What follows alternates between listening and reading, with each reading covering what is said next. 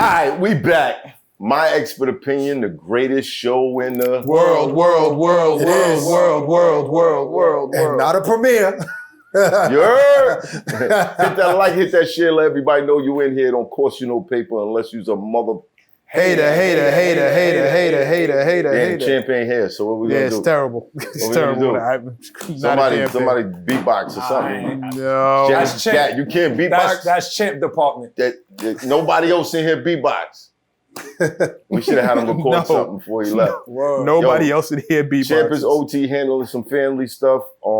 Shout out to that brother. Shout out to Bigger and happy birthday to Bigger. Happy birthday. Happy birthday. But the gang is here. MECC.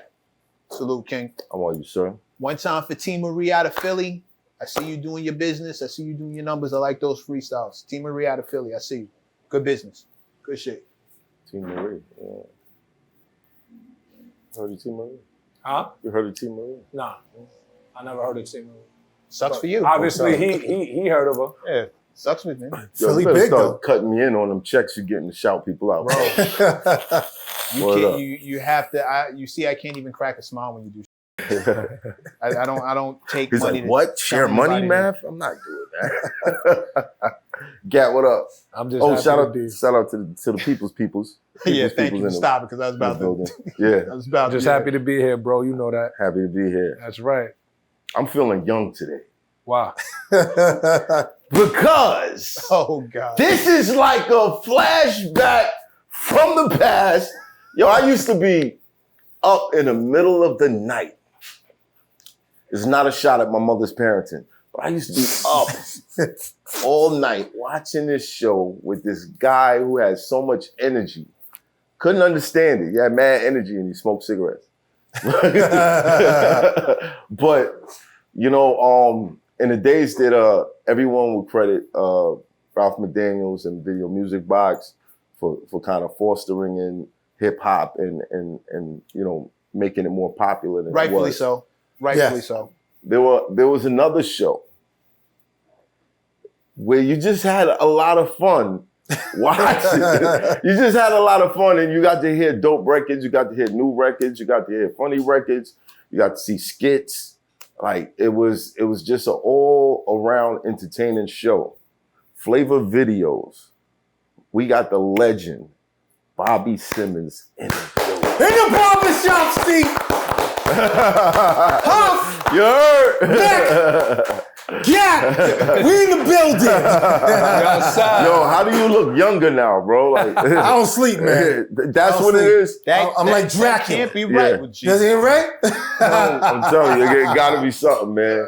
Something your diet, man. Yo, can I just say this real quick, man? Like, seriously, I just want to say real quick how much it's a pleasure, man. Seriously, being here in this barbershop with you guys, because I watch you guys when you guys do your thing. Right. And I was just saying to your partner earlier, I was saying, you know, how it was crazy how people walk up to me and go, yo, Flavor Videos, you should watch your show, man. It's like, what's crazy that now you guys are carrying the torch. But those podcasts, you don't play videos, but you're still in the same field. And I appreciate the fact that you guys have me on the show, man. I really do appreciate it. Yo, I got so hyped like a junior high school kid when you said when Mr. Cheeks was here, and you was like, I used to watch your videos like 50 times in a row. And I did play that video 50 times in a row. When that shit first came out, Word up. Word up. And then you bring back M's. And I used to mix it. I used to mix it. Yep, I used to mix it. That was the first time I saw video mixing. Yep, I used to mix 2-3 quarters like that with turntables, man. I used to do that. But I appreciate you guys having me on. Honestly, seriously, man. So salute to you guys, man. You deserve your flowers, bro. Appreciate it. Thank you, man. While you're still here. Thank you. I know, right? Because I don't want to be dead and I'd be like, what they talking about? I don't think you'd be saying that. I know, Ralph, I'm just saying. I brought up Ralph earlier. You said that you used to work under Ralph. Tell us about that. Right. I started actually with Ralph McDaniels back in '86. And Video Music Box was literally, though Ralph started prior before '86. Mm-hmm. I'm about to blow Ralph up now too, because Ralph probably gonna go, yo, beat, because Ralph know I know. Right. When Ralph actually started his show, Ralph started in late 83, 84. And it wasn't called Video Music Box. It was called Studio 31 Party. That's what it was called. And he would play all the R&B videos, you know, that was available, the Gap bands, you know, whatever that was available to play. This was way before he was playing, you know, rap, hip-hop videos. Right. And I used to watch the show all the time. And then when he changed it to Video Music Box, I was like, yo, man, this guy's really, you know, it was on the 31 channel, you know, anybody had public Channel access, 31. PBS. Yeah, 31. You know, it's like, yo, so true story. Yo, Ralph, I know you watching, so I'm about to tell him something. So this is when Ralph used to, actually they for a while, they was at 1 Center Street, which is on Wall Street. Right. Or down, you know, down in the downtown area. Mm. So I would just watch Ralph's show all the time, and he had an intro that was already dope. The intro Ralph had was the theme song to Houdini's 5 Minutes of Funk. Right. Yeah. That was that bam, bam, bam, bam. You knew Video Music Box was coming on. You heard that. Right. You heard that song. So I was like, yo, you know, that's kind of cool. But I wanted to make a theme song for Ralph. Right. True story. And Ralph, call my man off and tell him, just say, yo, Bobby's stupid, because you know I'm stupid. So I called Ralph. Back in the days, everybody wanted to be Michael Jackson. We talking about 85, 86. Who didn't want to be Michael Jackson in 85 and 86? Right.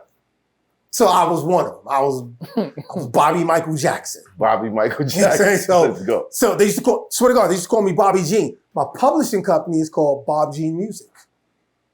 Bobby, Yeah. because I was Michael Jackson, Right. Billie Jean. So Right. my publishing company is called Bob Jean Right, Music. put it together. Yeah. Right. So I called Ralph up at 1 Center Street. This when him and Lionel was, this day was fresh, like real fresh. So I called Ralph up, swear to God, true story, in a Michael Jackson voice. In the Michael Jackson voice. I said, can I speak to Ralph McDaniels, please? I swear to God, I'm not like, yo, Ralph, come up off and stop trying to just tell these guys. You know.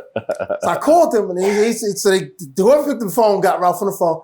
I said, hey, how you doing? My name is Bobby Simmons. I have a theme song that I wrote for your show, and I would like for you to hear it in my Michael voice. Right. So Ralph, I don't know if he was laughing on the phone, but he said, sure, so come on down. So I met Ralph and Lionel at 1 Center Street, and I brought the cassette.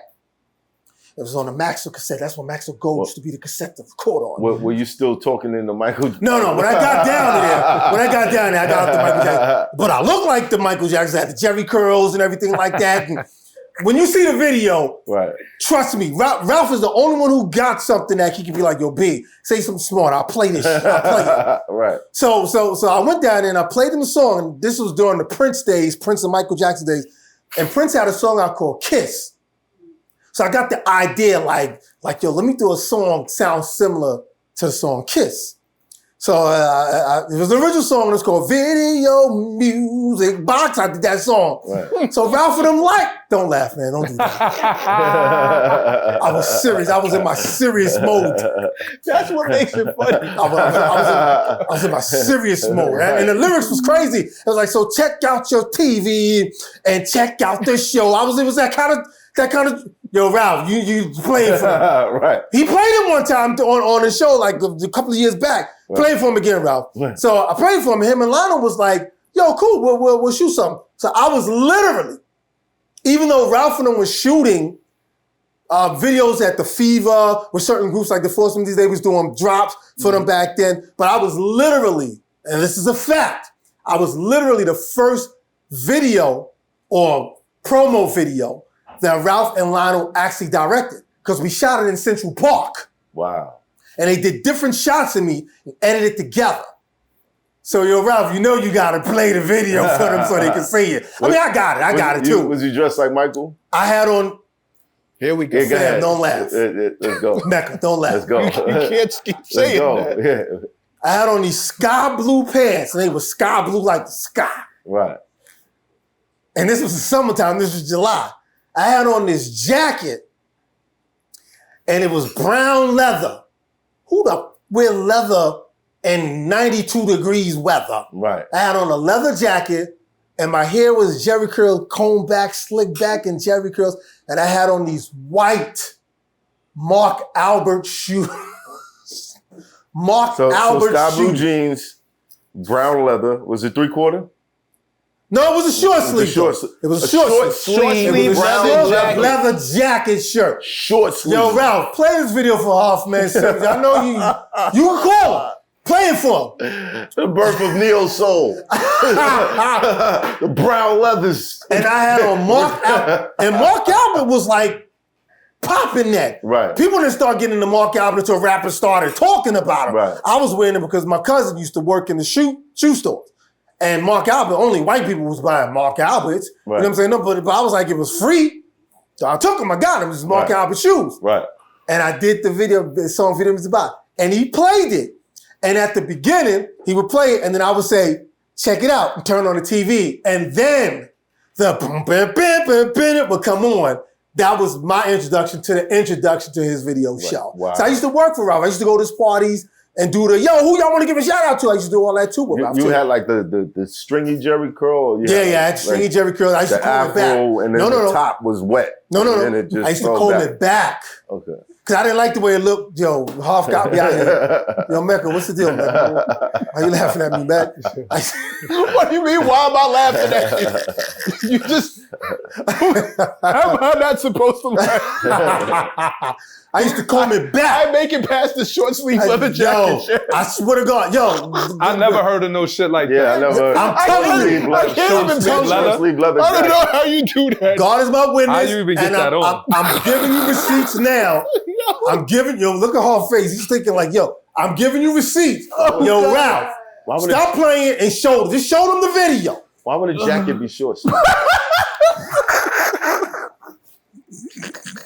Because I thought I was Michael Jackson, man. Did it at least have zippers on it? Yeah, it had a zip on it. It had a zip on it. You had on a glove? No, I didn't on the glove, though. Right. Yo, it was 90 degrees 90 outside. degrees. So you were sweating. Fam. You was looking like the Jerry Cole. Why am I wearing a leather jacket? And this was in July. Right. And we shot it in Central Park. it's fine because the sleeves are short. Yeah, facts. But he's still gonna be drenched. Air it out. Nigga, I'm joking. Are you kidding me? Yeah, that's crazy. I don't even know how you put that shit on. It's short sleeve. Word, short sleeve. You gotta drape it on. How the theme go again? Oh, it's video music box. Dun, dun, dun, dun, will blow your mind away.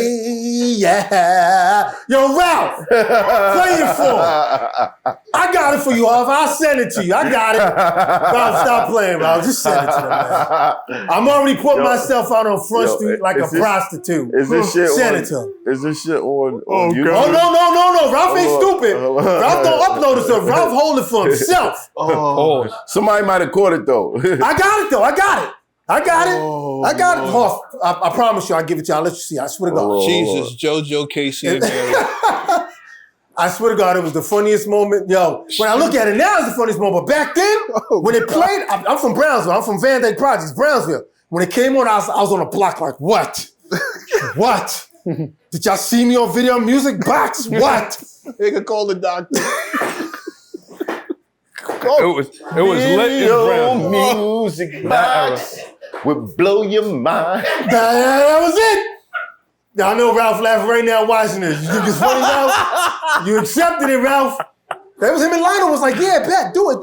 And they did it. So they ran it one episode? No, they ran it a few times, though. They ran it a few times. I'm just trying to find out how that worked out for you. They ran it. Yo. They gave me love. Right. Yo, Gat. That's all that matter. You got love for My man, Gat. That's not all that matters. it. does matter. If you got love, that matters. Mecca keep crying over it, man. That's not all that matters. You know, I love Mecca, but it's like, yo, fam, why you crying over it? That leather jacket matters. Nigga said I was posted up in Brownsville. Word up. Like what? Exactly, Gat. I was like this. Y'all saw Video Music Box? I was on it. Right. And they saw it. Oh, They saw it. I was Michael Jackson in the hood, but I swear to God, that's how I called Ralph. I called, yo, Ralph, you know I called you. I was like, yeah, how you doing? My name is Bobby What was the Simmons. science behind doing the voice?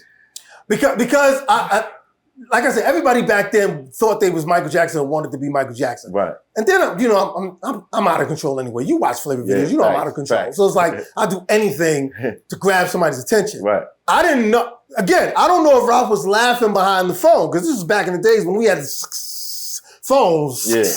We had those And then phones. dial back. So I don't know if he was laughing, know what I'm saying? But I was like, yeah, I have a song that I want to. And him and Lana was like, bet, come through. And I went down on 1 Street. They was like, we got to meet this nigga. We just got to meet this nigga. I went down there. That's actually good marketing, bro. That's actually good. That's what I did. Have a bunch of How you gonna motherfuckers doing that now. the person that calls you and sounds I swear to God. How you gonna forget it? Fact, that's just a real fact. Right. And we shot the video. I literally was the first, I guess, promo video, like video, because we shot it in different areas. And so when you see the video, you're gonna see. We shot it in different areas. They got a shot of my shoes and everything. Like, it was crazy. Did you have dances and shit like that? I was doing a little Michael Jackson. Oh, you was doing stuff. the dance. I thought it was Michael Jackson. Yo, Mecca, what's the deal? Come on, man. Can I get some love, Mac, man? Can I get some love, As man? soon as I get these tears out my eyes, So from there. Now you got Hoff. You contagious. You got Hoff over here. moving past this. I'm just saying. On to the next embarrassing thing we can talk about. Now it gets better from there, though. It gets better from there. I don't know how it can get worse. No, it gets better from there, though. Mecca. It Chill gets out. better from there. Yo, Mac, chill out, man. Bro, It gets, chill. y'all gonna let me do this to me. Y'all gonna let Mecca do this to Yo, me. come man. on. Come on. Let's get it. Let's get it. The pants was sky blue. The sky blue. The pants was sky blue. Come on, we talking about The jacket was 86, man. The leather jacket. Mecca's got a good imagination. We talking about 86, Like, man. he's actually picturing it. I can't. This nigga had his elbows out of the leather jacket. With the Jerry curl. And they were probably had the sweat running down his face. Nigga was out there looking like show enough. Motherfucking last dragon.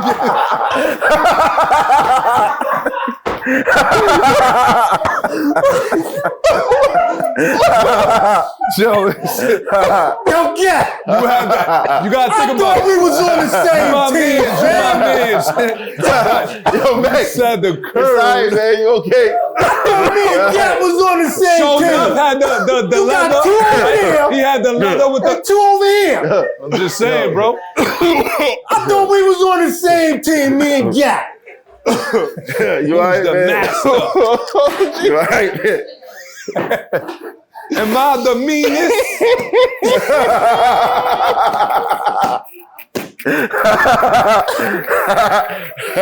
Yo, Ralph. Yo. Peace to my Oh man, my Ralph God. McDaniels. Right. Just show these guys the video, man, and get it over with. Don't show me. Yo, come on, man. Yo. Whatever. It can't be better than what. Yo, Mecca. For some reason, I feel like you snapping your fingers in this video. No, I wasn't snapping my finger. Yo, Ralph, you gotta show him the video, man. Show him the video. Yeah, yo, Mecca, I was getting busy though, man. Mecca, give me at least something. I was getting busy though. I believe you. I believe you. I was getting busy though. Oh God. I was in my listen for a cat from Van Dyke to Brownsville. I was like, yo, what's up? Oh, my I see me God. on Video Music Box.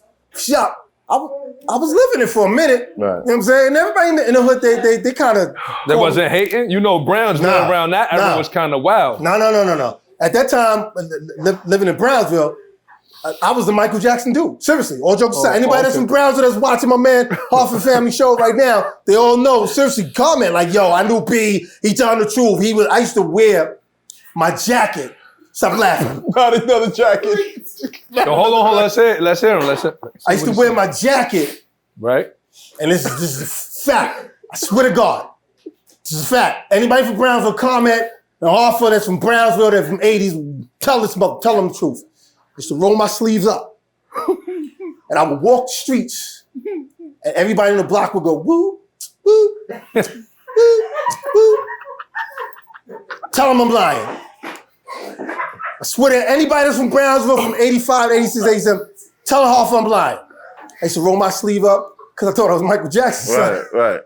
I would walk my hands in my pocket, look around the block. Yo, imagine walking through Brownsville and niggas see you like, boom, boom, Word up, boom. You ain't moonwalk, nothing? No. I was just walking down the block. I swear to God. Yo, matter of fact, there are people who win. Mike Tyson can vouch for you. Mike Tyson saw you? Mike Tyson can vouch for you.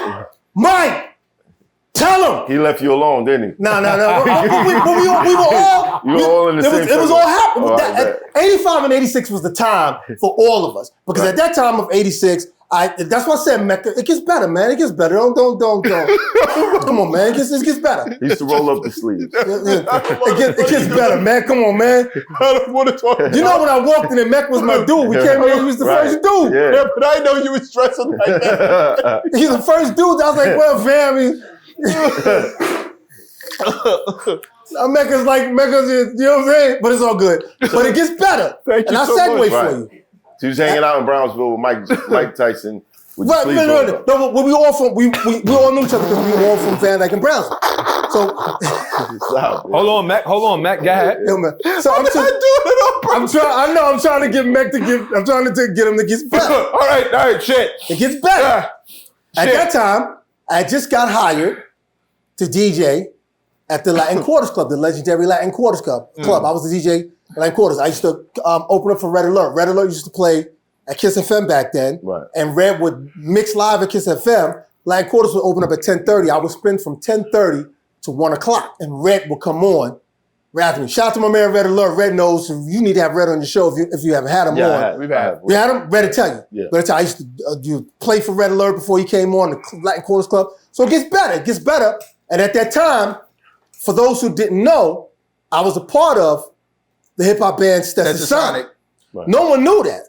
Everyone just like, yo, I didn't know you was part of Stetsa Sonic. Like, yeah, I've always You're the drummer. Right. I've always been down with it. But I guess because when I started carving my own little thing, people just thought like, I should just hang with them. No, I got down with Stetsa Sonic in late 86. And then we released our first, the first single came out in 85, which was called Just Say Step. And then the Criminal song came out. And everybody know what the Criminal song is Go Stetsa. Right. And when Go Stetsa came on in the club, there's only a few records. And let me just make this clear to everybody. I'm not saying we encourage people to become violent because the record Go Stetsa is not about being violent. It's just a fun record. It's about Brooklyn. Right. But that record, whenever that record came on, tuck your chain in. Because in Latin Quarters, they do this dance called the Roger Rabbit. You got your chain on, they circle you, snatch your chain off. So you trying to say that was the old school Andy Up? That's the only record that comes close to what? To Andy Up. Andy Up. Andy Up was another record that you getting robbed. Right. If you're in the club, and Andy Up was, what was the club, man? See, in Latin Quarters, you used to get robbed. Union Square, you getting shot. No, the tunnel, you getting shot. You getting shot. Okay. I'm sorry, the tunnel. That was Union Square. That was Union Square. Yeah, the tunnel. Tunnel, you getting shot. Latin Quarters, you just getting robbed. You getting the chain taken. Sometimes guys grab you by your chest and they take your sneakers. Because that record got everybody on the dance floor and they circled you. That record, and it's been a long time, man. Them records, you got robbed. Brooklyn was in the building. Yeah, of course. It was that whole thing. So it gets better because that record put us on the map. That record got us. We were managed by Juice Crew guy, Fly Tie. Okay. We was managed by Fly Tie first. We literally was the first original Juice Crew, way before Kane and Shante and all of them. Ty had us first. Ty actually got Stetsa Sonic in a contest, a Coney Island contest back in 83, when there was only really 4 members really back then. But he got us in a contest back then. So Fly Ty was our original manager. Right. And then once Go Stetsa blew up, then we signed with Russell Simmons, Rush Management. Then we signed with Rush Management. Then we got to go on the, wasn't the Raising Hell tour, it was the Fresh tour with Run DMC, Houdini. 88. Yeah, no, this was 87. I thought that tour was 88. No. I could be wrong. The 88 tour was Run's House tour.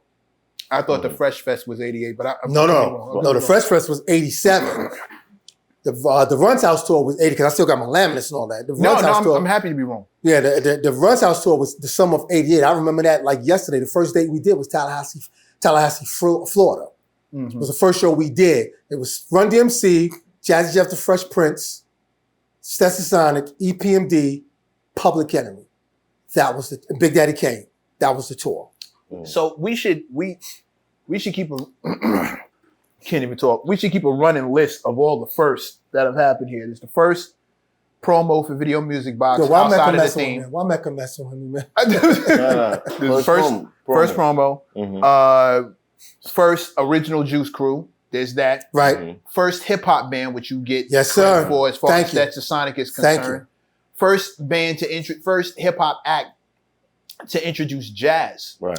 Thank to you. really implement jazz Thank you. into the music before Tribe Called Quest. Thank you. Even though they did what they did and they honored it, but you guys were the first ones to include live like jazz Right. instrumentation Right. in your.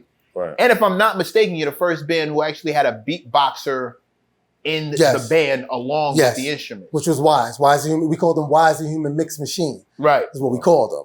Wow. Um, First sleeveless jacket. I forgot that. Dude, I still have a headadeche.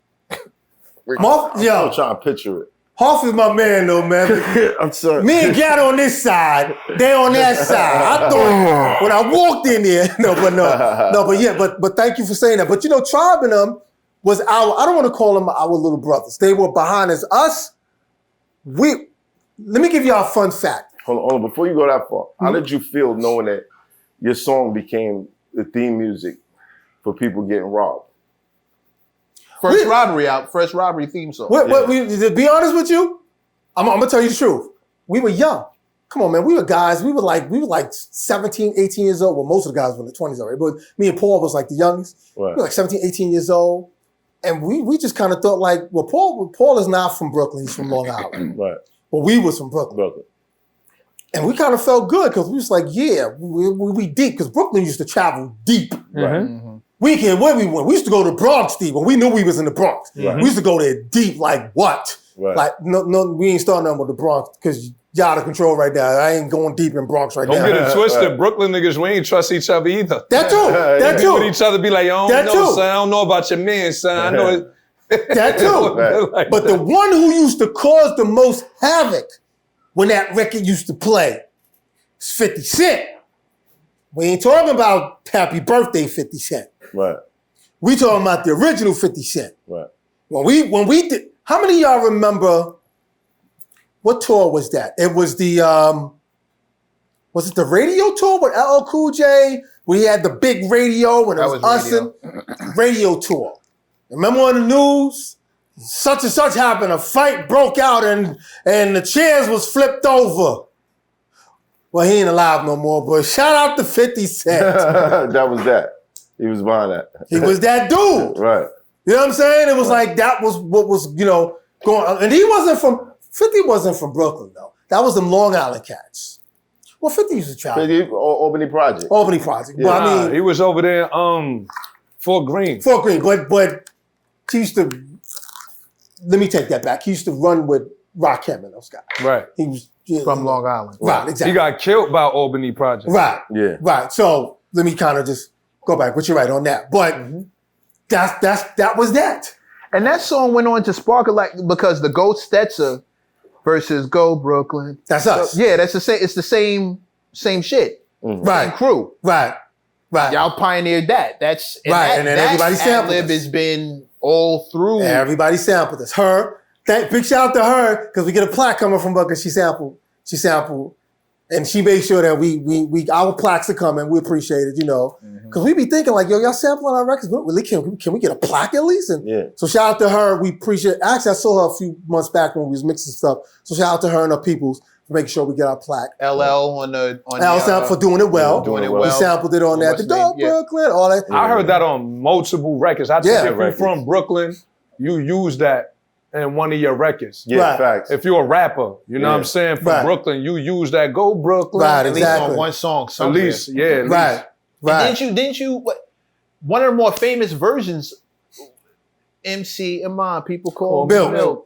Top Bill on audio too. That was which all in the right. background which was produced by Daddy O from Stetsa of the Sonic. group Stetsa Sonic. Yeah. The lead, one of the lead MCs of the Right, group. exactly. And it says on the record, Stet Productions. It says it on the record, on Priority Records, it says produced, it says Stetsa Size. We used to call our records Stetsa Size instead of produced. It would say Stetsa Size by Stetsa Sonic, is what we would call it. Let me kind of clear everybody how we got the name Stetsa Sonic. Delight, one of the actually founder members of the group, MC Delight, came up with the name Stetsasonic. Right. Stetsa means style, and sonic means sound. So that's how we came up with the name. Our style was we wore all white. Every time we did a show, we wore all white. We got that from our talent show days prior to my Michael Jackson days. Right. We got that from our talent show days where we used to wear the white gloves and pop lock and all that, and we would wear all white. And people used to go crazy when we came on stage with all white. Because everybody else would just come. Right. Looking godly. And, you know what I'm saying? Yeah. But because everybody else would just come on stage with whatever they had, like Pumas, or some people would get on it with their sheepskins, and we would just come on with all white.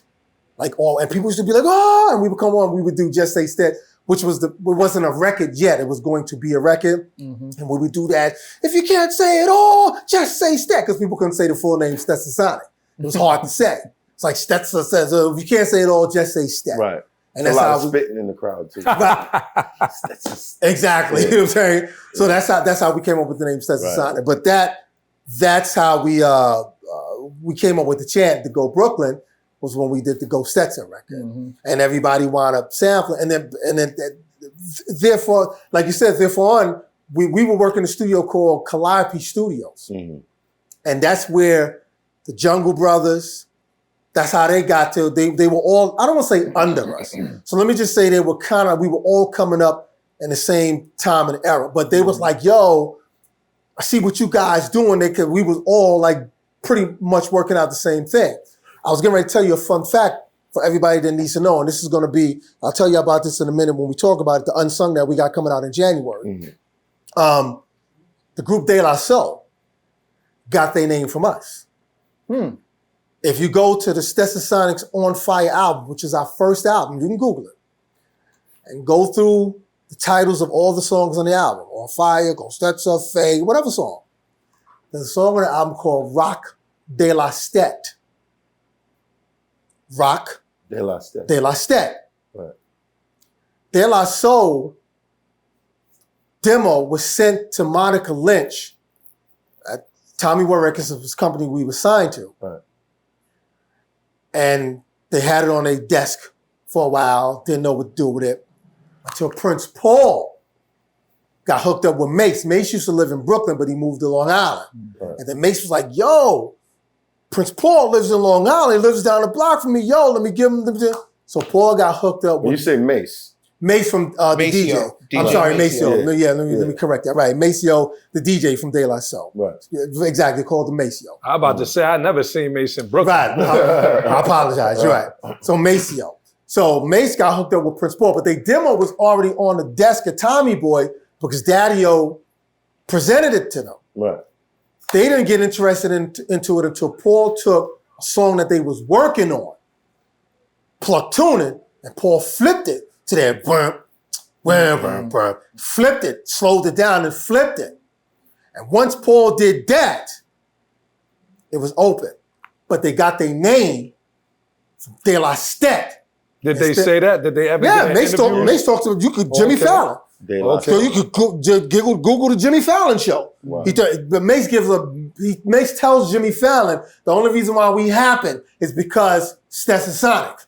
Because Prince Paul lived down the block from me. And Mace said, I lived in Brooklyn. And he said, I thought I would meet everybody from Brooklyn, but when I moved to Long Island, I meet a guy who lived down the block from me who's in Stetsasonic, right, who's from Brooklyn, except for Paul. Paul was the only one who was from Amityville. He wasn't from Brooklyn. Right. So, yeah, you can, all that information, you can. That's dope. That's not even a problem. And that was your DJ. Prince Paul was our DJ. Right, he was our DJ. Still our DJ to this day. But they got their name from us. Rock De La Stet. Mm-hmm. Instead of Stet, De La what? Did y'all work together? With De La Soul? Yeah. I did De La Soul. I did a couple of songs on, not produced, but I did a couple of vocals on the De La Soul is Dead album. I did some stuff on that album. That's a 5 mic album. Right. I did some vocal tracks on that because Paul is a loony kind of guy as a producer. Paul will, like, if it's like you talked about the short sleeve jacket, Paul can find a record for it. I'm not talking about it. But I'm just saying, that's Paul's mind. Right. He'll find a record for it.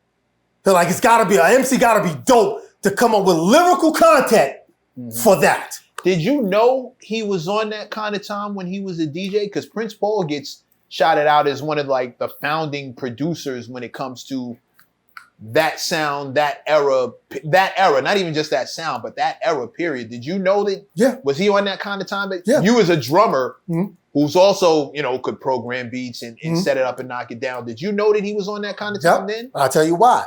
When we was on that, the Dope Jam tour. I keep trying to remember the name. It was the Dope Jam tour. That was the tour. Rakim was on it.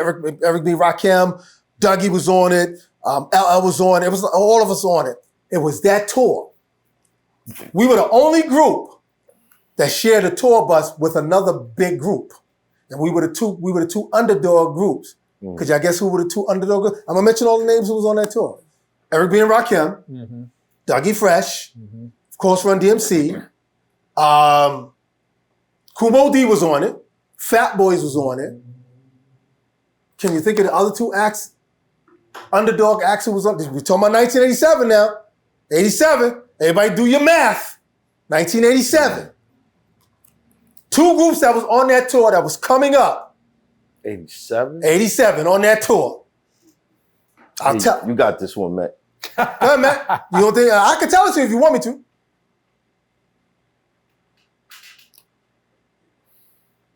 I want to guess Tribe. No. Or Tribe was way after. Or I'll tell you. Jungle Brothers? Nope. All right, Jungle Brothers came in the beginning of 88. But you said you met up with them. That's why I thought about that. They came in 88. But Public Enemy and Stetsasonic. When was Public Enemy ever an underdog group? 1987 they were. How would I ever consider one of a Rock and Roll Hall of Fame level band as an... He's saying in 1980. No, I get that, but that's cheating. Like, there's no way I would think of them as an underdog. We were the two groups that shared a tour bus together. You're talking about 7-member band and damn near 15 members on a 12-bunk bus. And that's when the De La Soul album happened. Chuck D will tell you this to himself. Chuck D will tell you there's 3 albums that came out of that 1987 tour. Takes a Nation of Man, In Full Gear, De La Soul 3 Feet High and Rising. Wow. Those were the 3 albums that came out of that 1987 tour. Prince Paul on the bus. And we all playing songs to each other. Yo, we heard the De La Soul album, the 3 Feet High and Rising album way before we even got released in 89. Wow. On that tour bus. And Chuck will tell you the story himself. 3 albums came out of that tour. Takes a Nation, In Full Gear, and 3 Feet High Rising. And those are like everybody's signature albums. Yeah. Mm-hmm. Takes a Nation especially. That was like their breakthrough. Yeah.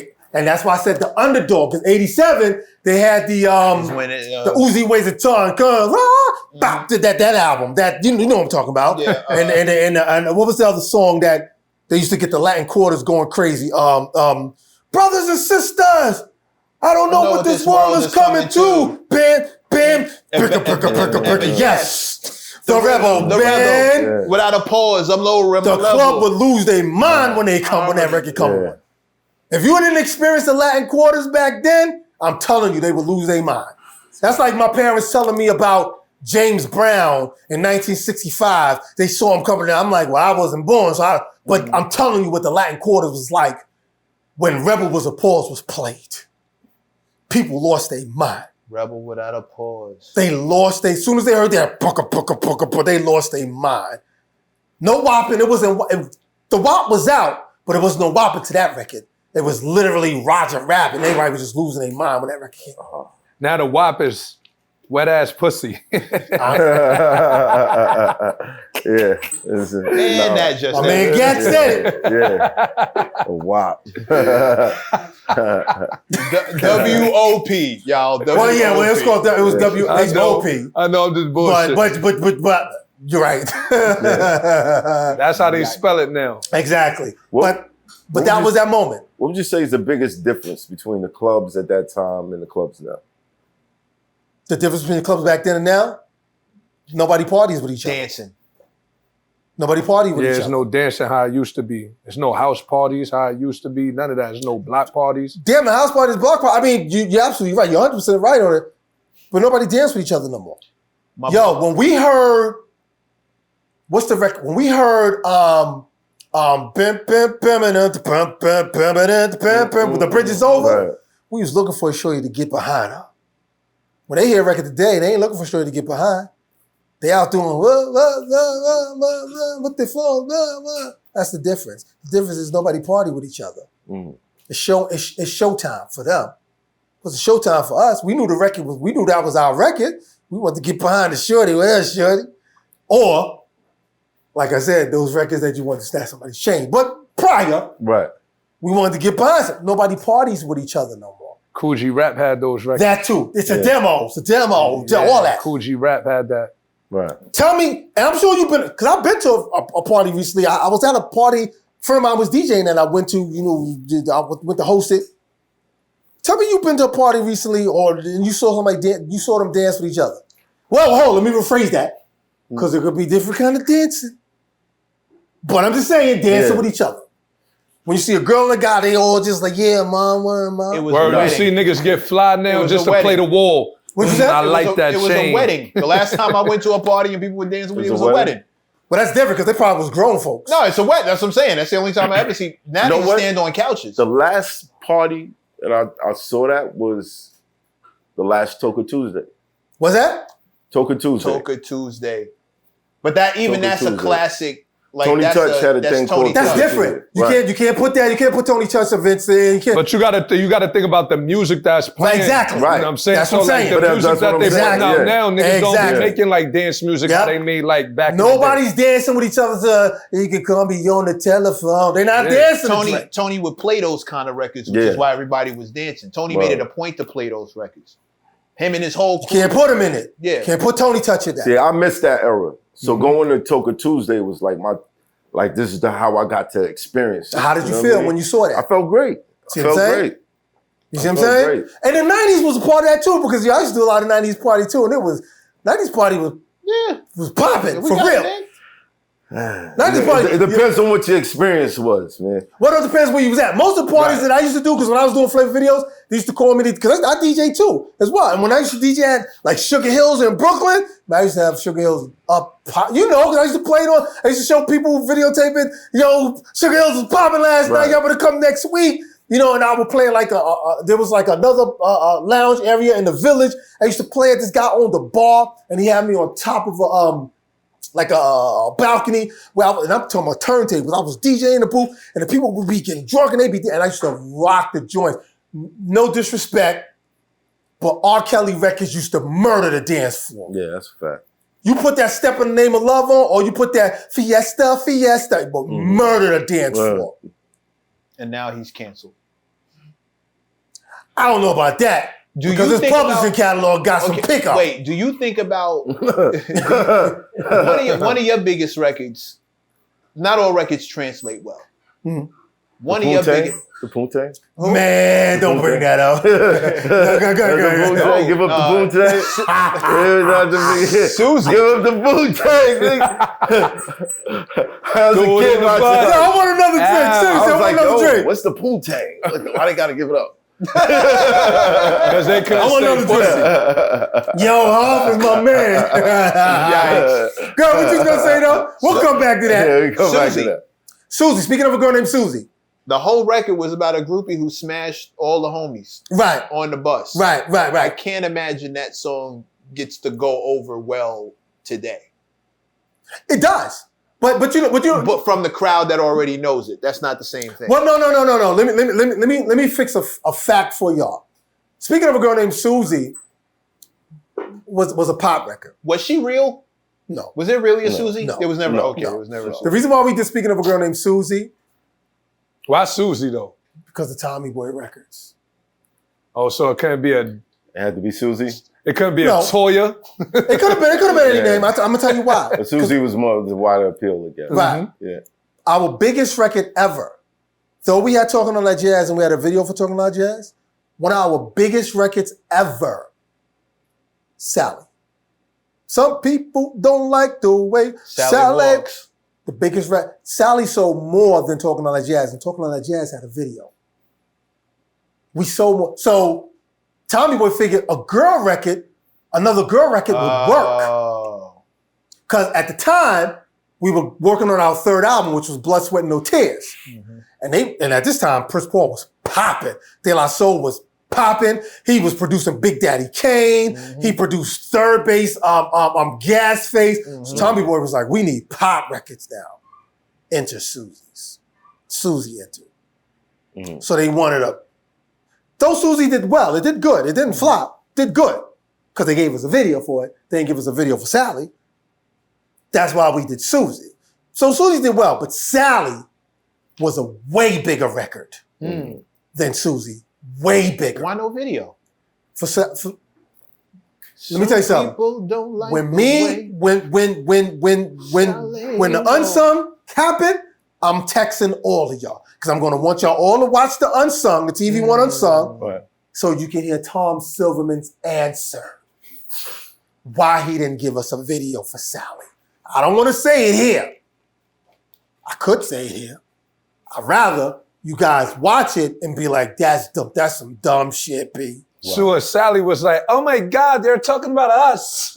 No. His wife's name was Sally. Oh my God. Oh God. I'm talking about us. No. Sally actually was, they loved the record Sally.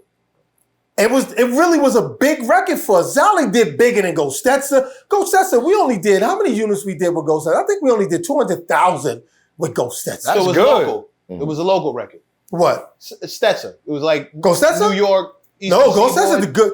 Man, when we went to Phoenix, we was like, y'all know Go Stetsa, and this is a Brooklyn record. What y'all know about Go Stetsa in Phoenix? I'm thinking, I'm mistaking the era. No, even during that era. Because remember, no, I'm saying I get what you're saying. No, because we did the Dope Jam tour, and the Dope Jam tour didn't only do the regional areas, the East Coast areas. We went to Phoenix. We went to places that we was like, yo, you sure they know about us? We went to places. We went to Texas. They didn't want to hear Go Stetsa. They wanted to hear On Fire, which was a song on our first album, which Go Stetsa's on.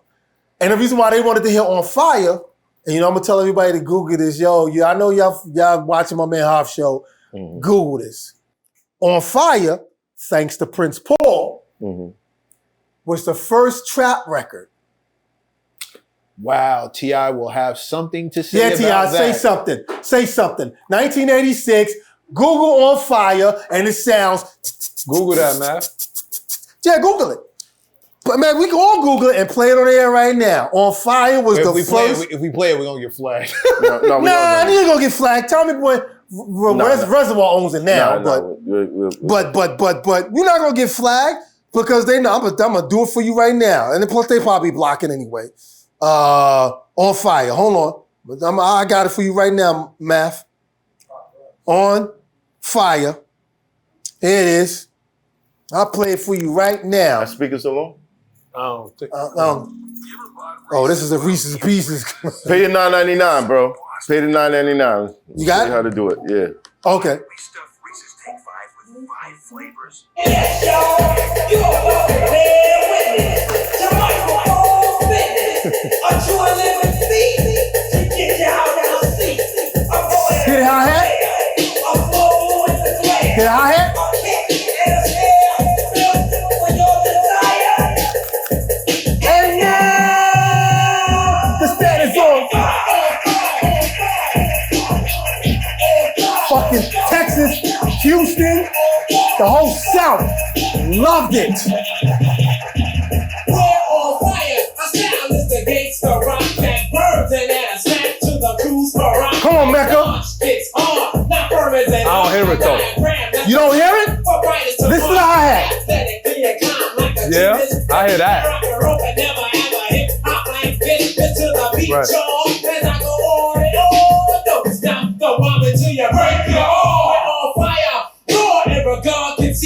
Come on. That's 1986. Okay. That's 1986. Okay. Did you hear it, Matt? No, it's trap beat. The I won't 808, call it a all trap that. record. Right. So I pardon won't me. call You're it a right. trap Right. record. My man. See, now we passed the shirt and the leather Until you jacket. bring it back up. Until you bring it back up. I'm trying to focus on what we're doing here. But you understand me what I'm saying? I get it. That's 1986.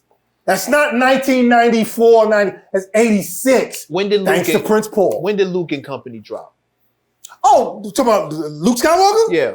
Damn, we got some time to talk, don't we? When did he drop? Luke dropped in 87, 88. After this record. After this. Because a lot of people would attribute that sound to Miami bass. Yeah, well, I'm going to put you, man, I fucking love y'all. I fucking love this crew. That's right. Let me tell y'all something. So let's go back. If you Google the Info Gear album. Are you going to tell me that the tour went through Miami and influenced the sound? Okay. No, I'm going to tell you this. Miami was definitely a fucking already, they didn't influence us to do that. Mm-hmm. I credit that to Prince Paul. I'm telling you, Prince Paul mine is if you listen to 3 Feet High and Rising now, I'm sure when you heard it the first time, you're like, where the fuck was his mind? Mm-hmm. Prince Paul mine is bizarre. Right. And plus, you know, he produced the Chris Rock album, No Sex and Champagne. You know, Prince Paul mine is bizarre. Yeah. Mm-hmm. And the Gravediggers. Gravediggers, Fruquan also, who used to be in the What was group. the story album that he did? Prince Amongst Thieves. Yeah. I'm on that album too. Yeah. I'm on that. I'm playing videos. I'm the guys doing. I'm on that album. Right. Yeah. But going back to what you said about Luke in Miami, Miami was already on that shit, but they were on it on a faster pace. They weren't on that pace. Okay. Houston and Scarface and them loved that shit. Yeah. When we see Houston and them, when we talk to Scarface and them, first thing they say to us, that shit. We can't go to Like, Houston you and do a listen show to the without beat, doing that. You listen Yeah, to I the hear beat, you can hear. If we go to Houston and don't do that, they booing us. Rep them vocals, like Yep. it's the same bounce. That snare. Yep. Yeah. That snare. And I'm telling you, with the hi-hat thing with the triple, no one was doing that. Again, thanks to Prince Paul. Whatever the fuck he was thinking when he was doing that, thanks to Prince Paul. Right. Yo, Paul, pull up. No, yeah, you need to get Paul on here. Yeah. Paul can tell you everything what he's done. Word. Yeah, you can make it happen with Paul. Word. But that's, you know, where we at. Now, going back to what you're saying about Luke. Luke, we were I don't want to say we were the only group. Us and Chuck D, there was a couple other cats. In 1986 and 87, we was into listening to everybody's music. Like how I talked to you about, you said you got some people that got some joints. I'm like, I want to hear it. We love listening to people's music because we're music lovers. Right. Wise became friends with Ren before NWA and them blew up. Because we went there, Cali. They let us hear all their stuff, and Wise was already friends with them. So we was already loving them. We was loving Luke and them, what they was doing out there with the fast music. We was like, it's so dope. So we called Luke and said, yo, we doing this record on our second album, which was called Info Gear. Again, you can Google it. The song is called Miami Bass. Look at the credit and see who's the executive, who's the co-producer on the record. Who, Bobby? Called him Luke Skywalker then. Go ahead, Google it. Song is called Miami Bass. Miami Bass. And Luke came to New York. This is 87. He wasn't popping in New York in 87. No. Everybody was like, why y'all working with those dudes? No disrespect to all my New York people, but let me put y'all on blast. Who was in the 80s? You was hating on those cats that wasn't in New York. Because they were. They were. They were hating on those guys. Like, what you working with them guys for? You hating. We worked with them because we loved what they were doing. We put Luke on our album. Song is called Miami Bass. On the Info Gear album, credit Luke Skywalker. Dish New Production. You see it? Yeah. Dish New Production, Luke Skywalker. That's fire. That's fire. Because we love listening to other people's work. So we literally was putting people on before they even blew up. MC Hammer's the same thing too. Well, we didn't put MC Hammer on, but we was showing MC Hammer love in 87. Before he used to come to the Latin Quarters. So how did you feel when he turned back around and dissed Run DMC, LL, and Slick Rick. was it Slick Rick too? Yeah. How'd you? Well, we didn't feel any kind of way because of the fact they attacked him first. They attacked him first. You know what I'm saying? The whole gas face thing with running them all, and then it made him feel like, you know what I'm saying? It made him feel like, yo, what y'all doing? know what I'm saying? Like I thought we was, because Hammer joined us on our tour in '88. Mm-hmm. When we did the Public Enemy Bring the Noise tour in 1988, when we did the West Coast, we picked up acts. Because the Bring the Noise tour was Public Enemy, Stetsa Sonic, Big Daddy Kane, EPMD, and then we picked up other acts in other markets. So we went to Oakland, we picked up Hammer. If we went to Detroit, we picked up Hammer. When we did, y'all saw the movie Straight Outta Compton? Of course. Remember the scene when the cops told them, don't you do that song? Yeah. Fuck the police? Yeah. That wasn't NWA's tour. It was our tour. Did I knock my mic off? When that sorry. When that riot broke out? Can you fix? I'm sorry. No, when they got locked up for doing right, but it was fuck a the riot police. first before they got locked The up. riot happened way after. It did? Then the movie they made it seem like it happened after the day before. It was after the concert was over. Oh, okay. Right. That was the Public Enemy Bring the Noise tour. We remember that. We was like, oh shoot, that's the tour. That was the Bring the Noise tour. So break this down, because was it known before they hit the stage that they were not supposed to do that? Right? Yeah, we loved them. We loved them. We loved them. Did y'all know that they was going to do that? Yeah. So when there was a discussion? Yeah, it was a discussion with them and the police. Right. Not to do that. That was that Detroit? That was actually in the movie. Yeah. That was actually in the movie. Right. Yeah, but did the other people on tour, did the other acts know that they were? Oh yeah, everybody knew. Anyway? Yeah. I can only speak for my guys, and probably I can speak for Chuck D and Public Enemy. We knew because we knew Easy Enough. Right. We loved them. Right. We was like, yo, those are our boys. Chuck was kind of like the spearhead of that. It was their tour. It was the Bring the Noise tour. Right. So Chuck was like, yo, who should we bring when we hit the West Coast Regional? We was naming names. We named names that people was like, well, how the fuck you want to bring them? We didn't care what you thought about them. When we went to Texas, we was like, yo, we need to go get the Ghetto Boys. Who the fuck is the Ghetto Boys? Y'all don't know the Ghetto Boys? Nobody in New York didn't know who the Ghetto Boys was because they didn't care. All they knew was what was in their town. Right. They just knew Coogee rap. They knew all these queens. That's the same thing rappers do when they come to our city, like the Futures and all of that. They bring out the hottest in New York City, whoever's popping. Right. So if they go to Houston, whoever's hot out there, we're gonna bring them out. And that's like marketing and promoting for that Exactly. shit too. So yeah. Exactly. So that's what Chuck did. He was like, yo, he would ask us, who you think we should bring? But we shared the bus together during '87, so we knew each other's conversation. So we knew what we liked and what we didn't like. So when it came down to it, was like, yeah, let's pull Hammer when we hit Oakland. I remember we spent 2 days in Oakland and we brought Hammer to Oakland. And we knew Hammer was pretty big in Detroit. We played the Joe Louis Arena. And we was like, yo, let's bring Hammer over there because Hammer was pretty big over there. This is when he had turned his mother out. He didn't have the second album. Yeah, I can't touch this. He didn't have that out yet. He just had to turn his mother out, and he had them stuff out. Right. And at this time, he had I'll never forget this. He had two big. Wait a minute. When he had turned his mother out, so y'all was bringing him out, and then he was dissing New York rappers. No. When we brought him, he didn't shoot a video for it yet. There was no video for it yet. Right. He did a video but it was in the record. Right. No. Right. Because Hammer used to come to New York. He been to the Latin Quarters. Right. Don't be fooled by the fact that because he's from Oakland, he never been here. He was here when the Latin Quarters was popping. He knew about the IOU dances and all the people who was. He knew about them. That's why Hammer came in. He knew New York was popping with that and stuff. But they didn't accept him because they just thought like this dude is a cornball. We liked him because the only reason I'm only speaking for us. I can't speak for everybody else. The only reason why we liked him because he was able to incorporate different styles in hip hop. People kind of felt that way about us too, about Stetsonic, and we from New York. And I'll give you a perfect example. One time we was on tour, and I credit Jam Master Jay for this. Rest in peace, Jam Master. Everybody who was with us, Hurricane or who was on that tour with us on the Runs House tour. Too Big MC used to be Hammer's hype man. Yeah. So we setting up our set, the drummer, the keyboard player, and then you got Prince Paul DJing and stuff like that, right? And Too Big MC said, I thought this was a hip hop tour.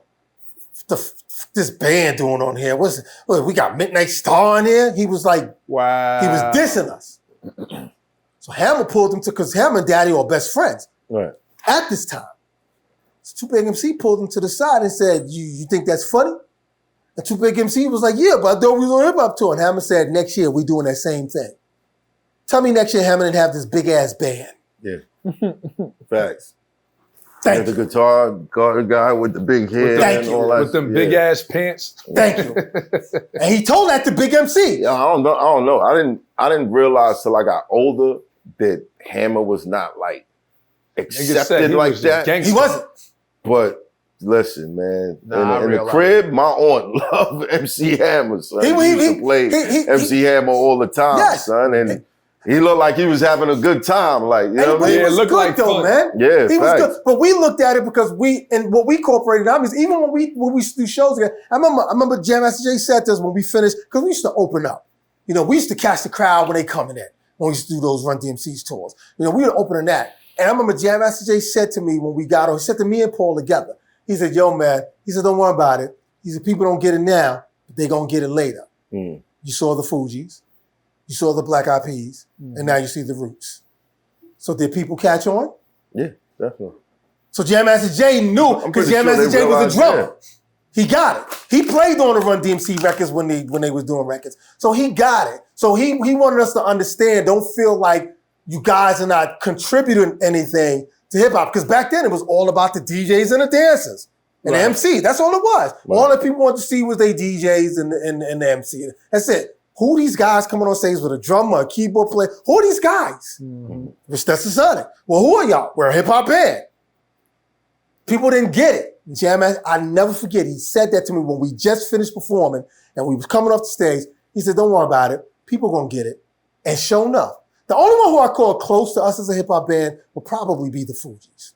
The Roots is not really a hip hop band. Respect to my man Quest, because he's on our Unsung. We love the Roots. But the Roots is more of a jazz fusion band. Right. Black Thought is just the MC in that band. Right. We stripped down being a hip hop band. It was just a DJ, a drummer, and a keyboard player.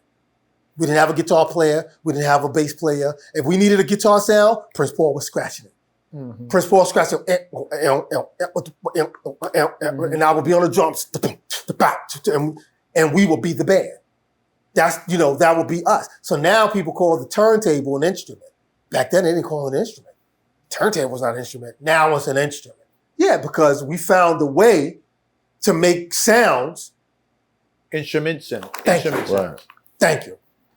So we kind of loved what Hammer was doing there. A lot of people didn't. They just thought he was a cornball. And when we played Detroit at the Joe Louis Arena, this was before Hammer did man, they lost their mind out there in Detroit. Yeah. He dissed them on Get It Started, not Turn This Mother. Right. Get it started. Get It Started is the record he dissed on. Right.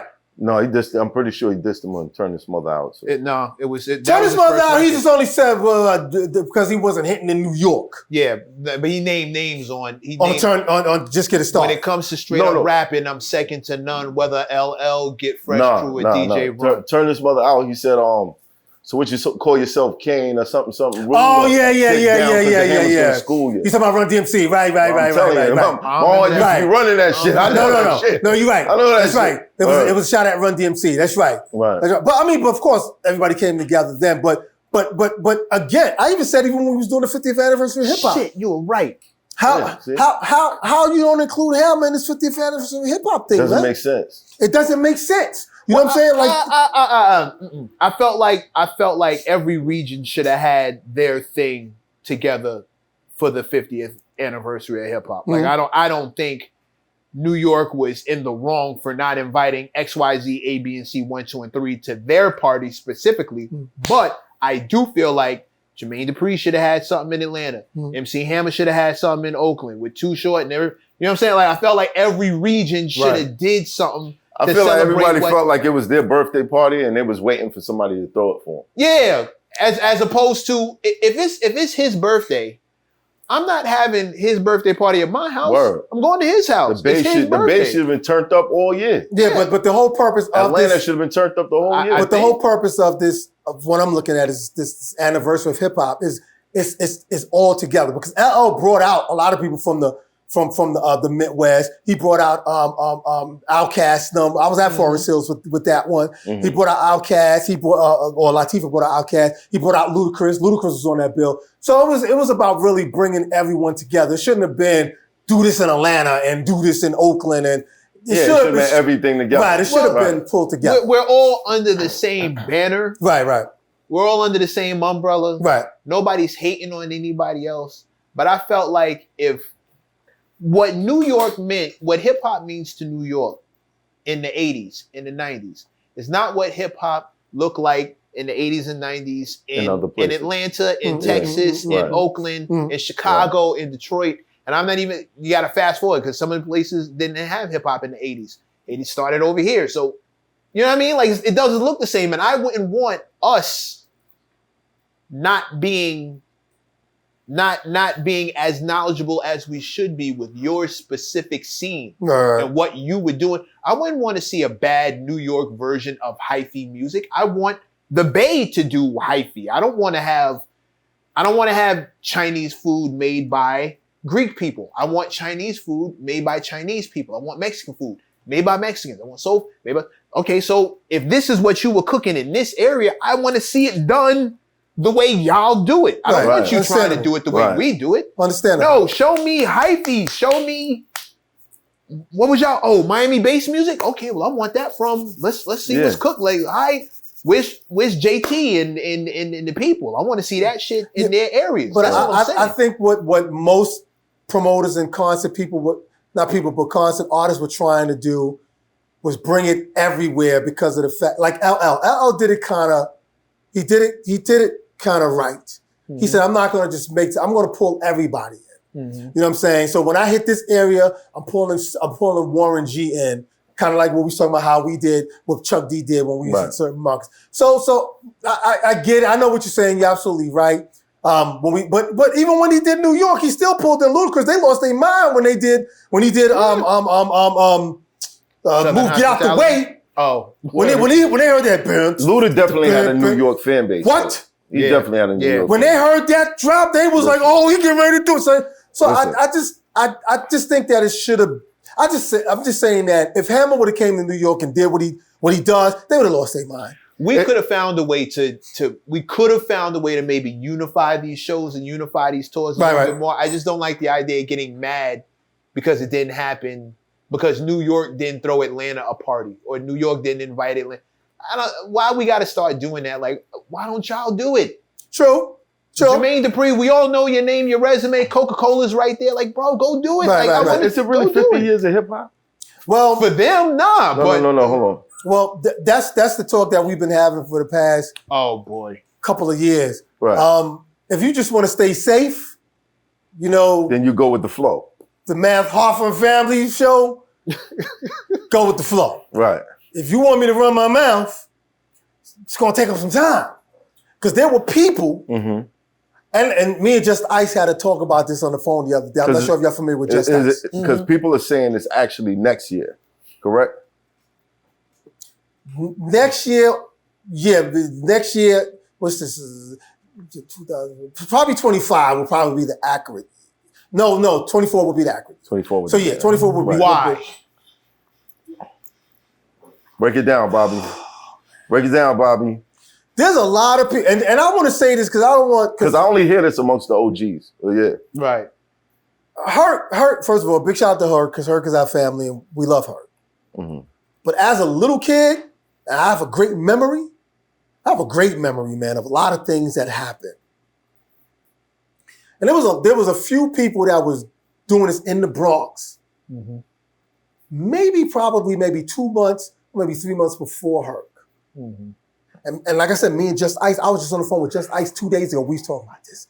Me and Just Ice was just like, yo, and we was just naming people names like, but we understand why they doing it and homaging Kool Herc for it.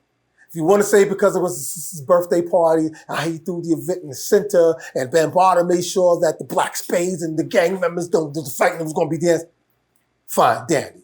But there were other, and even Crazy Legs is another one who which leads to, the standing argument that I've heard, correct me if I'm wrong, the reason why hip hop is celebrated on that day, they call it that hip hop's birthday, is because it's credited as the first party with all 4 elements under one roof. Breakdancing, DJing, graffiti, and MCing all happening under one roof at the same time. And that was the first time that had ever happened. Well, you can say that because that is exactly what that's the standing argument. What happened. And again, Crazy Legs, who's an original Rocksteady breaker, will co-sign that. Mm-hmm. Because he literally was, we both were kids. He was there. I was there with them. We were kids. Mm-hmm. So we actually saw that. And he's another one with a good memory too. He has a great memory. I don't know if you had him, but he's another one with a great memory. Legs pull up. Yeah. No. Well, he's another one with a great memory. And we kind of go on accurate dates because me and Coco Chanel had a conversation about this a while back because she asked me, because she said one time Kool Herc and them pulled up on her. She was DJing the club, and she said they kind of pulled up on her. This was years ago. This is not recently. It's like, what up, Coco Chanel? I know everything is cool now, but I got to tell the story.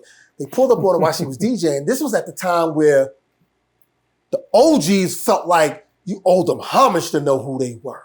Mm-hmm. I'm Melly Mel. I'm such and such. Mm-hmm. That was a whole thing. Right. And she called me and she said, yo, Bobby, have you heard of the DJ named Kool Herc? I'm like, yeah, I know who Kool Herc is really the beginning. She didn't really know. Right. So me and I had the conversation about it, and I explained to her the conversation about it. She said, yeah, because I'm DJing, they kind of made it felt like I had to. I said, yeah, those guys are going to feel that way because they're going to feel like, you owe them homage because what you're doing is because of us. Right. And we've had that conversation with Mel and all of them, you know what I'm saying? And we understand why most of them do it because at the time hip-hop was making its transition to bigger and better things, people kind of looked at them like, and push them aside. Yeah, who are y'all really? You ain't P. Diddy. You ain't Irv Gotti. But okay, so I need to understand, like, how is it some people felt that way, but then there's people like KRS-One who always had the ability to stay relevant to a certain degree. Well, first of all, KRS-One, who I had the pleasure of working with and producing, I produced a record with Shabba Ranks and KRS-One. It was called The Jam. I did that record. Mm-hmm. And KRS-One is just great. He's a great MC. Till this day, I tell people, he's a great MC. KRS-One stays with his pen. And then he stays sharp on a lot of things. So when you put KRS-One in that category, you have to say he's a guy that stays sharp. A guy like Mel just don't stay sharp. Mm-hmm. Mel just feels like, I'm here. You know I'm here. You see why I'm here. Respect it. Mm-hmm. And that's cool. Because I have to say this. Mel has one of the most respected record in hip-hop history. Mm-hmm. I don't care what nobody says. Yeah. The Message is one of the illest rap records. Well, I said one of. I didn't say the. One of the respected rap records in history. It resonates today. It resonates so well that people, when you see TikTok, got to make another flight. Apple about to make it one of That's the message. Right. It resonates still today. So Mel gets that. The whole thing with the Eminem thing, I don't really want to talk about that, but I got to make this clear to people who's listening. The whole thing with the Eminem thing, let me explain this to people because I know Mel. Right. Mel loves it when you talk about him. You don't talk about him, you got a problem with him. If you don't talk about him, you got a problem with him. Right. How many of y'all in this room really think Mel cared that his battle with Eminem meant something? Some of y'all probably might think he cared. He didn't care. Mel been through this 5 times. He done battled Big Daddy Kane. I was there when he battled KRS-One at the Latin Quarters. He lost. Mel lost every battle he had. Am I lying, Mel? Yo! Mel lost every battle he had. Right. It didn't matter. When you talk about it, he was the one that battled him. Yeah, I'm the one that battled KRS-One at the Latin Quarters. That's Mel. What was that battle like? Oh, that battle was crazy because Mel was really walking around with this belt. Like, yeah. We talking about, that was like 87. Right. And Karen's one of them. They was just popping with the South Bronx record. Right. And that was the same night, because I just DJ at the Latin Quarter. That was the same night Mel dissed Bismarck. He called Bismarck a Magilla gorilla looking dude. Like Mel was on some. He did. Rest in peace, Yeah, rest in peace, Bismarck. Rest in peace, Our Bismarck. family. But he was dissing. He dissed Public Enemy when Public Enemy first came out. I was in the Latin Quarters when he said that. Public Enemy. I'm telling Not you. Public Enemy. I'm telling you. I remember he just run DMC. They all about the people. No, let me tell you. It's crazy. Let me tell you how he just Public Enemy. This is what He's Public out of Enemy- control. This is when Public Enemy. This is when Public Enemy first came out. I think the record that was out was my Uzi Weighs a Ton. So my Uzi Weighs a Ton wasn't really a big record. Right. This was before Rebel Without a Pause and even Bring the Noise. This was before that. This is when Russell was having what they called it back then. Show something. Where they showcase. Thank you. Where they showcase artists. So Russell wanted to showcase Public Enemy to the people. Just gonna be my next big group or whatever. And Melly Mel was in the audience screaming, "They corny, you bunch of big G.I. Joe looking motherfuckers," because the S1Ws had on the cameras. the fatigue gear. And Mel was dissing them. So Mel been through this millions of times. He lost to everybody. He's Leon Spinks. Oh, damn. Not Leon Spinks. He lost to everybody.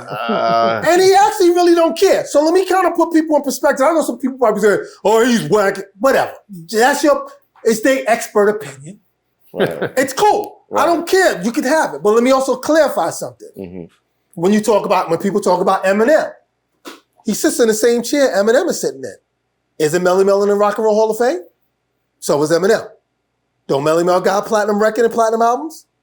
Matter of fact, Melly Mel got multiple platinum records. Isn't he the guy that's going, Shaka Khan, let me rock you.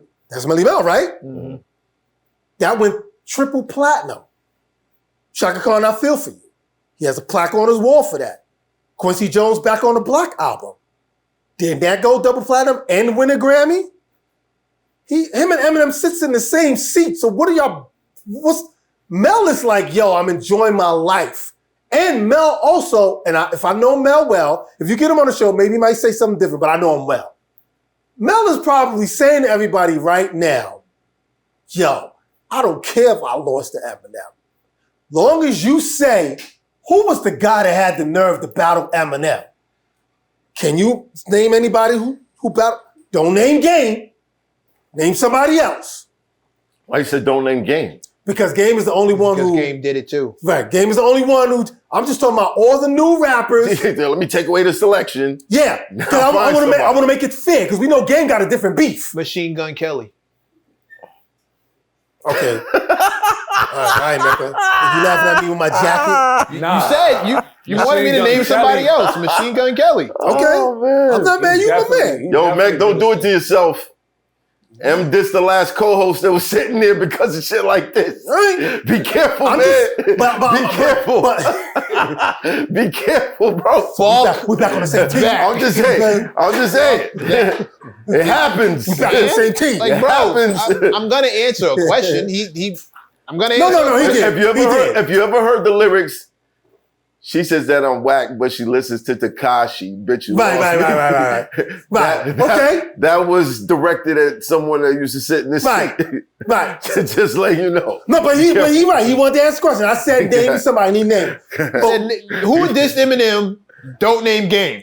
Right. Don't right. Because Game is a personal beef. You You should have said that. Right. Yeah. Game is a personal beef. Game whole thing is like it's personal. It ain't really on some. He thinks he feels he's better, but it's more personal than it is on some. This is the art form. Mel is really an art form. I don't think it's that personal for Game. It is because Game feels some type of way with that whole aftermath thing. He really does. He really's in his. I think it was the. I think it was the you know me and NFL you. shit. I think it was more the halftime so show. Yeah, the halftime show was That he was- That too, but Yeah. so we say, well, is it personal or not? It's personal. You know what I'm saying? Yeah, but I see how you can get that. you know what I'm saying? So, but with Mel could be 80 years old, and y'all all can say, who's the guy that had the nerve to battle Eminem? What y'all gonna say? Melly Mel. Mel just wants you to remember who was the guy? Because everybody talking on social There media. was a few niggas that had the guts to go at Eminem though. Right. Cannabis, you had a couple. Cannabis didn't do it. You can't be, you You can't. had a couple diss No, records. no. M was trying to get him to say something. He Right, didn't do it. right. But at this time now, you got rappers, seem like everybody's quiet. They don't want to overstep that. So Melo's like, yeah, I know I'm an old dude. I know I'm 67 years old. I'm going to try it. So when it all goes down, people are going to say, who was, just as long as you mention him. Mel get mad when you don't mention him. You don't mention him, he's, what? You don't know who I am? I mean, you probably might say, nah, I know who you are, man. Respect. And, because you have respect for what he contributes. For sure. Right. But Mel wants you gotta know who. No, it wasn't that kid. No, it wasn't Hoffa. No, it wasn't. No, I'm the one who took the challenge on Eminem. I lost, but I took it. Mel battled everybody. He went after Biggie. He lost. Mel lost to everybody. If I could go at David, if David could go at Goliath for the stone, I could go at Nas and Jigga both for the throne. That's how he feel.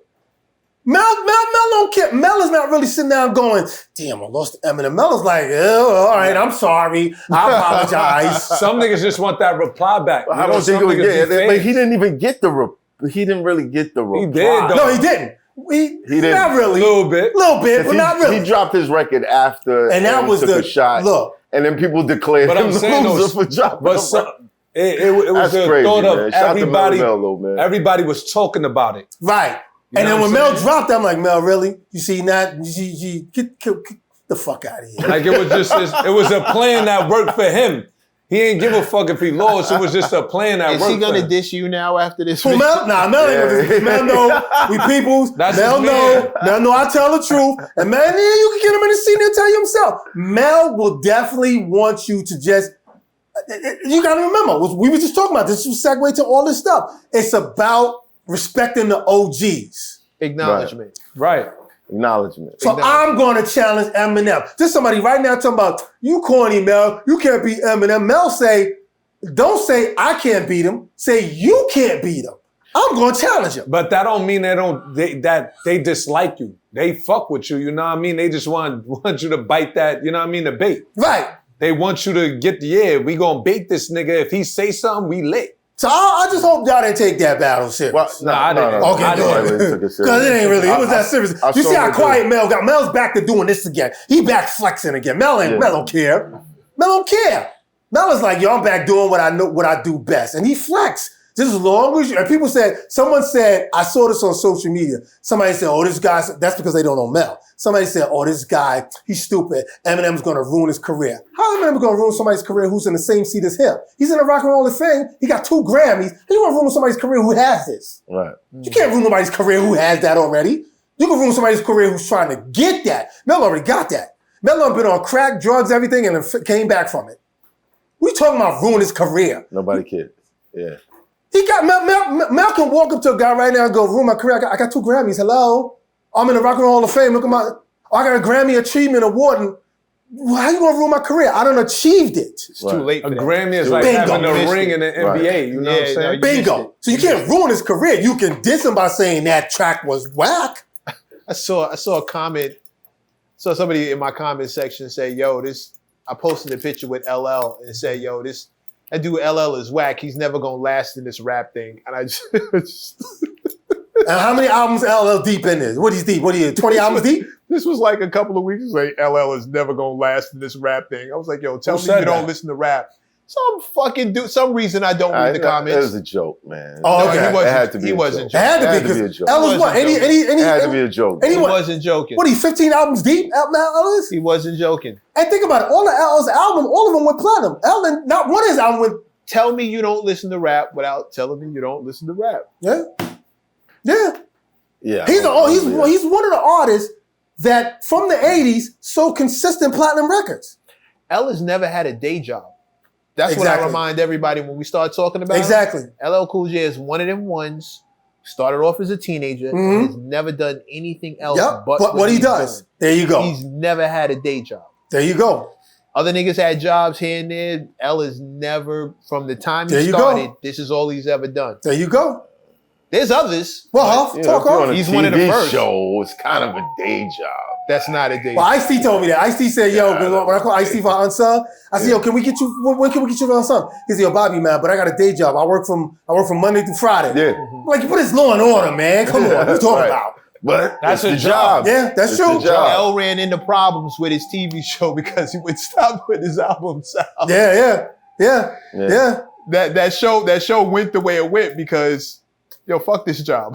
I'm LL Cool J. He's been consistent, though. He's been consistent. He's been consistent. Shout out to L, man. Yeah, man. Shout out to L. Yeah, shout out to L. Because he looks out for us, man. He's one of those cats from the eras that look out for us. When we put out new music, Jay Hutt, who's the guy that he works with at Sirius XM Radio, on Rock the Bells Radio, Jay Hutt was playing one of our new songs, Stetsa Sonic's new song, and L asked him, he said, who's that? He said, that's Stetsa Sonic. So L said, yo, get Daddy on the phone. He called Daddy and said, yo, send me a file of this shit, man, because we need to put this in rotation. And L put our song in rotation for 6 months. New, not old, a new song. So L has been really, really supportive to us. So we give L big salute and shout out, man.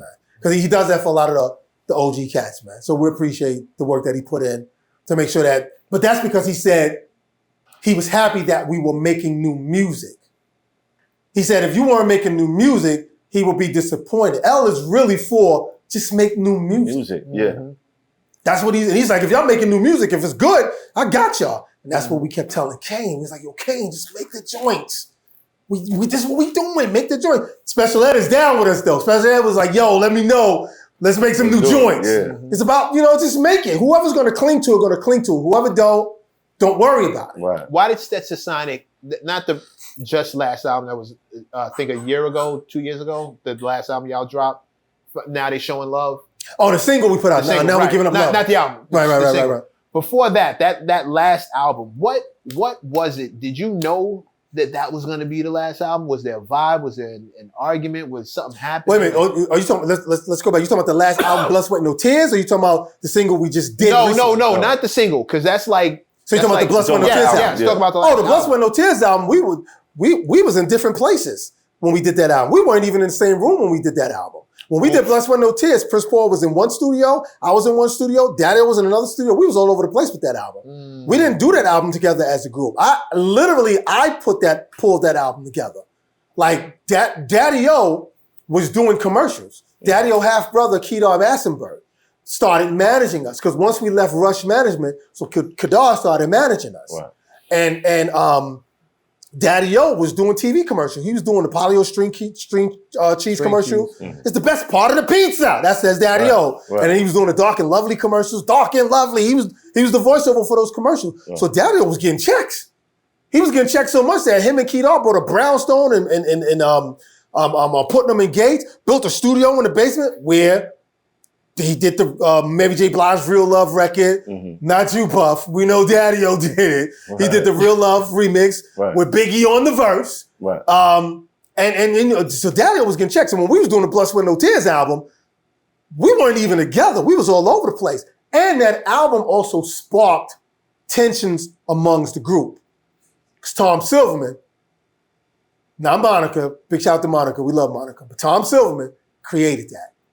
Because Prince Paul had just produced the greatest hip-hop album for Tommy Boy Records. This was before Naughty by Nature, and this was before Digital Underground. This was before the Humpty, and before OPP.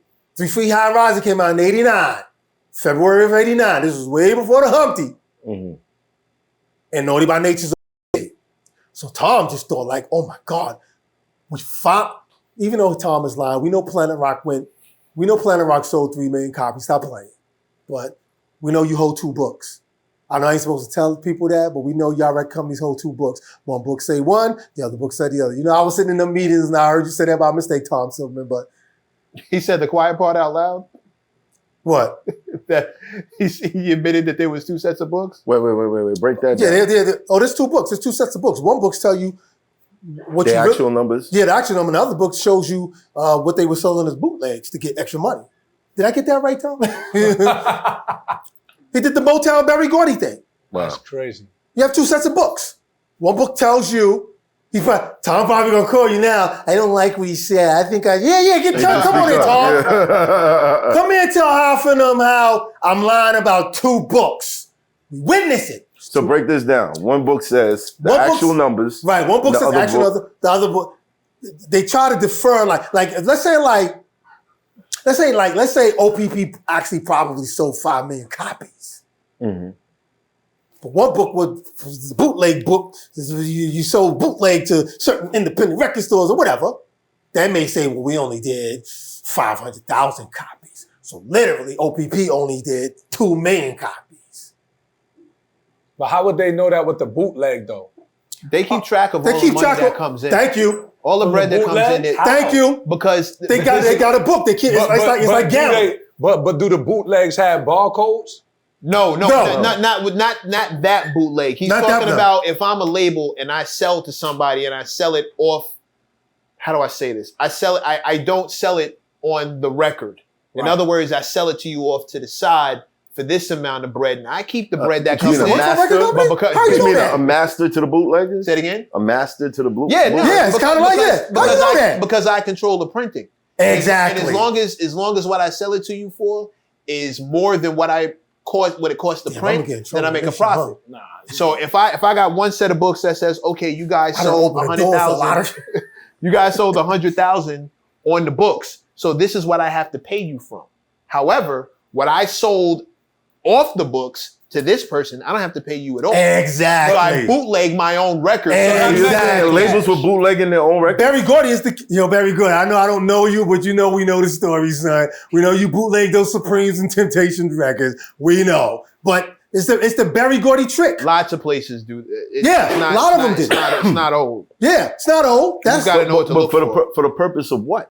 What do you? It To mess keep with the your money. to keep sales. the money. It mess keep with the your money. sales too. Yeah. No, it messes with your sales, but the goal is this set of money I have to pay you from. Mm-hmm. This set of money is all mine, It's all mine. and I don't have to I pay don't you. have to pay you nothing. So I crazy. what you buy out of Best Buy or Virgin or Mhm. whatever, I have to pay you I have to from. pay You you get a that. percentage of Right, all of that. right. But what I get out However, of Soul Shack, if we I ain't talking got to about pay. like hard copies that I can sell to somebody, and yo, this box of tapes. So the Mhm. artists don't get nothing from Nope. No, it's bootleg. I'm No, bootlegging my that's own foul. product. Nope. And you I'm can- bootlegging your record. Mm-hmm. that. That's foul. And you could go to them and say, let me see your books. They'll tell you, no. That's why lawyers, when they go there, they say, let me see your book. They give them the one book. We don't have another book. With Yes, you everything do. that's on the record. It's everything on the record.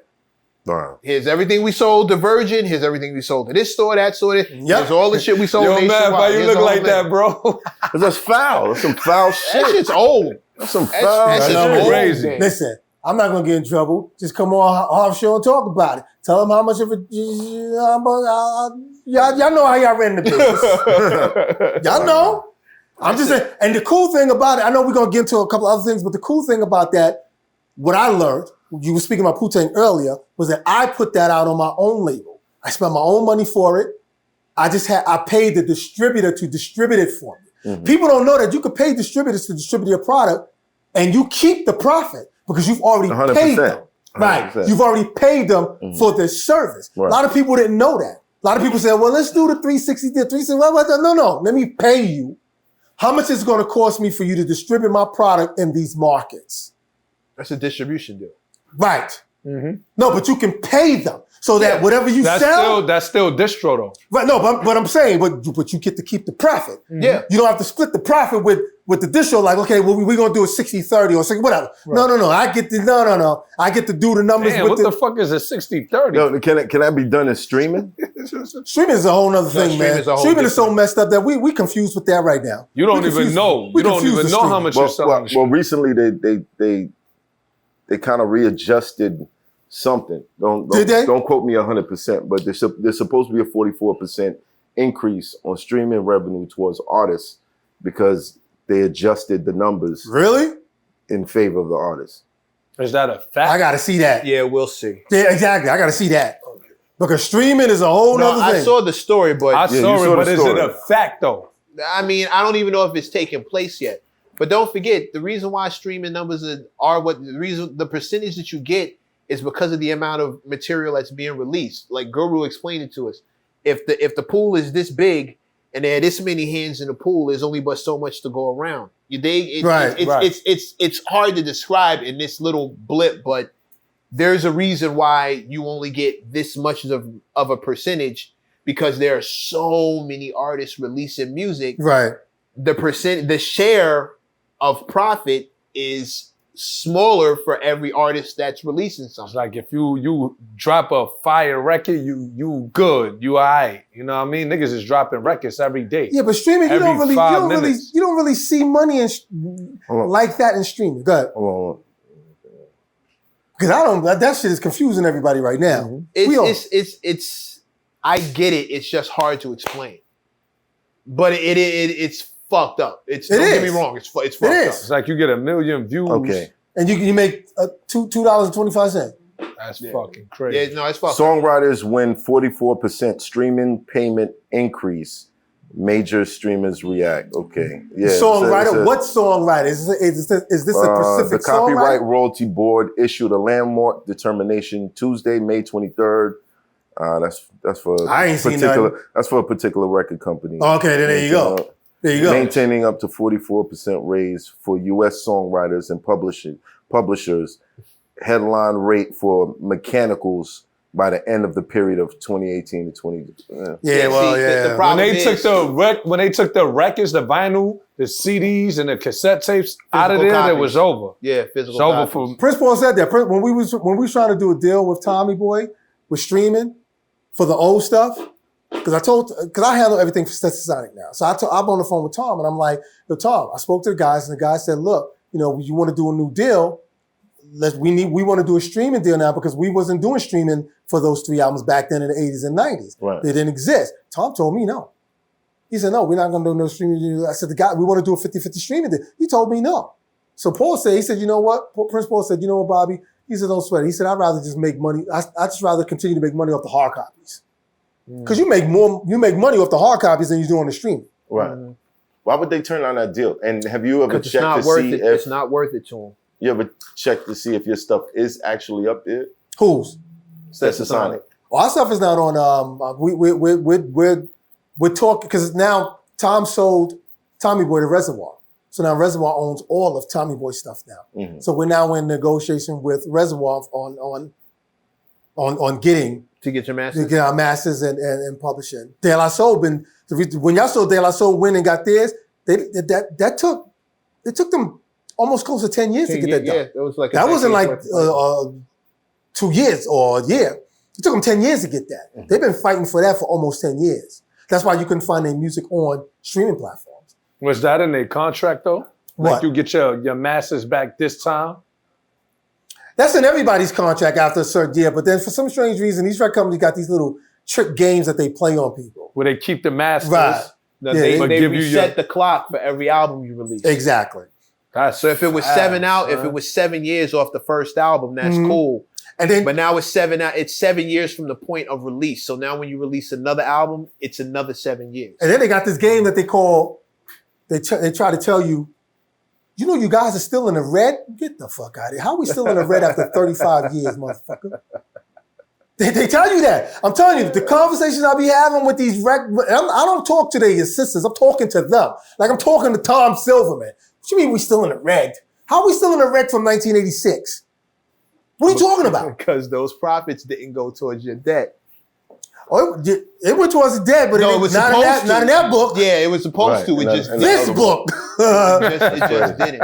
You know what I'm saying? That's why okay, we talked about Ludacris earlier. Mhm. One of the flyest things I ever heard him say was he sits with his accountant every day. Right. He said when DTP was doing their thing, every day he was with the accountant. Where's the money going? Where's it being spent? How much is coming back? Where's this going?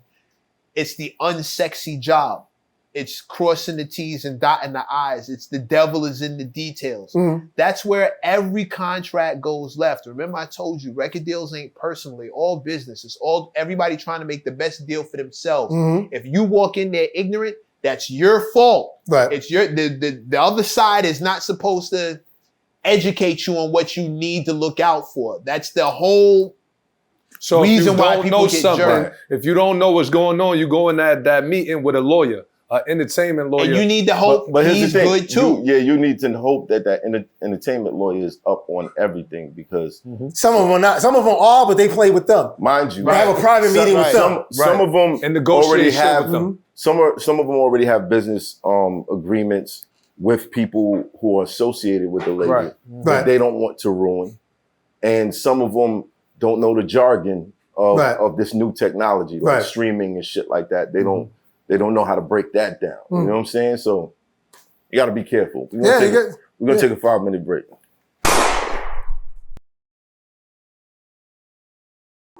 Whatever we got that we bought from you, we keeping the shit until you give us what the fuck you owe us. So whatever you owe us, Warner Brothers had all our shit. He had our shit, the Force MD shit, Planet Rock, Digital Underground, Latina, whatever the fuck Tom had on the Tommy Boy Records, Warner Brothers owned that shit. Tom ain't own it no more. So what Tom did was, which Jewish people do, called their friends. Listen, I need some money. I need to buy Tommy Boy Records back from Warner Brothers. I owe him some money. They're probably saying, how you know all this shit? Because you know I'm a nosy motherfucker. I always talk to motherfuckers. So, Right. need to get this money. So Tom called a group of his Jewish friends. They gave him the money. They didn't know how much was it? I think Tom, from what I understand, I think he got 20 mil, 30 mil from his, not one person, it's like 2 people. Got the money from his, he went to fucking. Not one person, 2 people. No, yeah. Probably more, but he got the money. Right. Because the deal was fucked up with him. Whatever he did with Warner Brothers had all our shit fucked up. De La shit fucked up. That's why De La was going through that process. It was all fucked up. Our shit was fucked up. Latifah shit. I saw Latifah 2 years ago, 3 years ago before he sold it. I said, we trying to get our shit back. What are you? Latifah was just like, she had her own plan. She didn't tell me her plan. She had her own fucking plan. So she wouldn't tell us her plan. But she said, I'm working on something. Me and Shah's working on something. We're going to get, Shah's a smart motherfucker. So we knew that they was going to get something. We don't know if they got it yet now, but we knew they was working on something. So I was just trying to find everybody, K7, all of us. K would call me and say, yo, Bobby. So Tom went and got the money, and he bought it back from Warner Brothers. He bought it back from all his Tommy Boy shit from Warner Brothers for $30 million. So I know he got the money. He sold Tommy Boy for, what did I just tell y'all? 150 million. So he came up. He was able to pay his fucking 2 friends back that he got the money from. And pocket a whole bunch more millions. You just said he was selfish. Tom, let's do a streaming deal. No. You cheap motherfucker. Come on, man. I want my grandkids to have. No, but he gonna make sure his grandkids is taken care of. Great grandkids. You want to hear something funny, a 60-second funny story? When Tom sold Tommy Boy the Reservoir, Daddy will call me and say, yo, P, call Tom and talk to Tom. I said, don't get the I'm on, I'm gonna call Tom. I call fucking Tom on the phone. The number you have reached, you bitch motherfucker. Wow. 555-5555 has temporarily been disconnected. You bitch motherfucker. We knew that was going to happen. And if I want to find, What does that mean for you guys, Kevin? Oh well, we're doing everything. We're handling everything with Reservoir now. Big shout out to she used to work at Def Jam. Kathy, she's over at Reservoir. She's helping us over there to make sure that we get everything top. But the only reason why I was able to get a hold of Tom for the Unsung, I had to email him. And when I emailed him, I said, Tom, I'm not emailing because I couldn't get his number. Right. The number I was calling, this shit was fucking, so I was able to get him through email. It took me almost like maybe 4 days to get him. First, he wasn't going to answer because he thought I was trying to hit him up about our fucking catalog. He was like, we already got this shit taken care of by a lawyer with Reservoir. So fuck you, you fucked the deal up. We're going to get this taken care of. I got him for Unsung by emailing him. You know what I had to sell Tom on in order for him to do the Unsung? I said, Tom, you got to do this, man. This is for the 50th anniversary of hip hop. You know that bitch motherfucker said, okay? Oh, so you do this for the 50th anniversary of fucking... That Unsung ain't for no fucking 50th anniversary. It's fush. Well, now he knows. Well, that's already done. Dumb motherfucker. And he just said, Tom is cheap. Yeah, that motherfucker cheap. That motherfucker went MIA as soon as he sold Reservoir. Daddy just said, call him. I said, let me call Tom. And of course, that motherfucker disappeared. Bloom, bloom, bloom. And I'm not exaggerating when I tell you the fucking number was disconnected. So you now we were speaking off in the break, and you said you had your publishing separate from all the other members of the group. Why? Oh, because when I didn't do the deal with Tommy Boy, with the publishing deal or the deal with Tommy Boy Records, I didn't do the deal.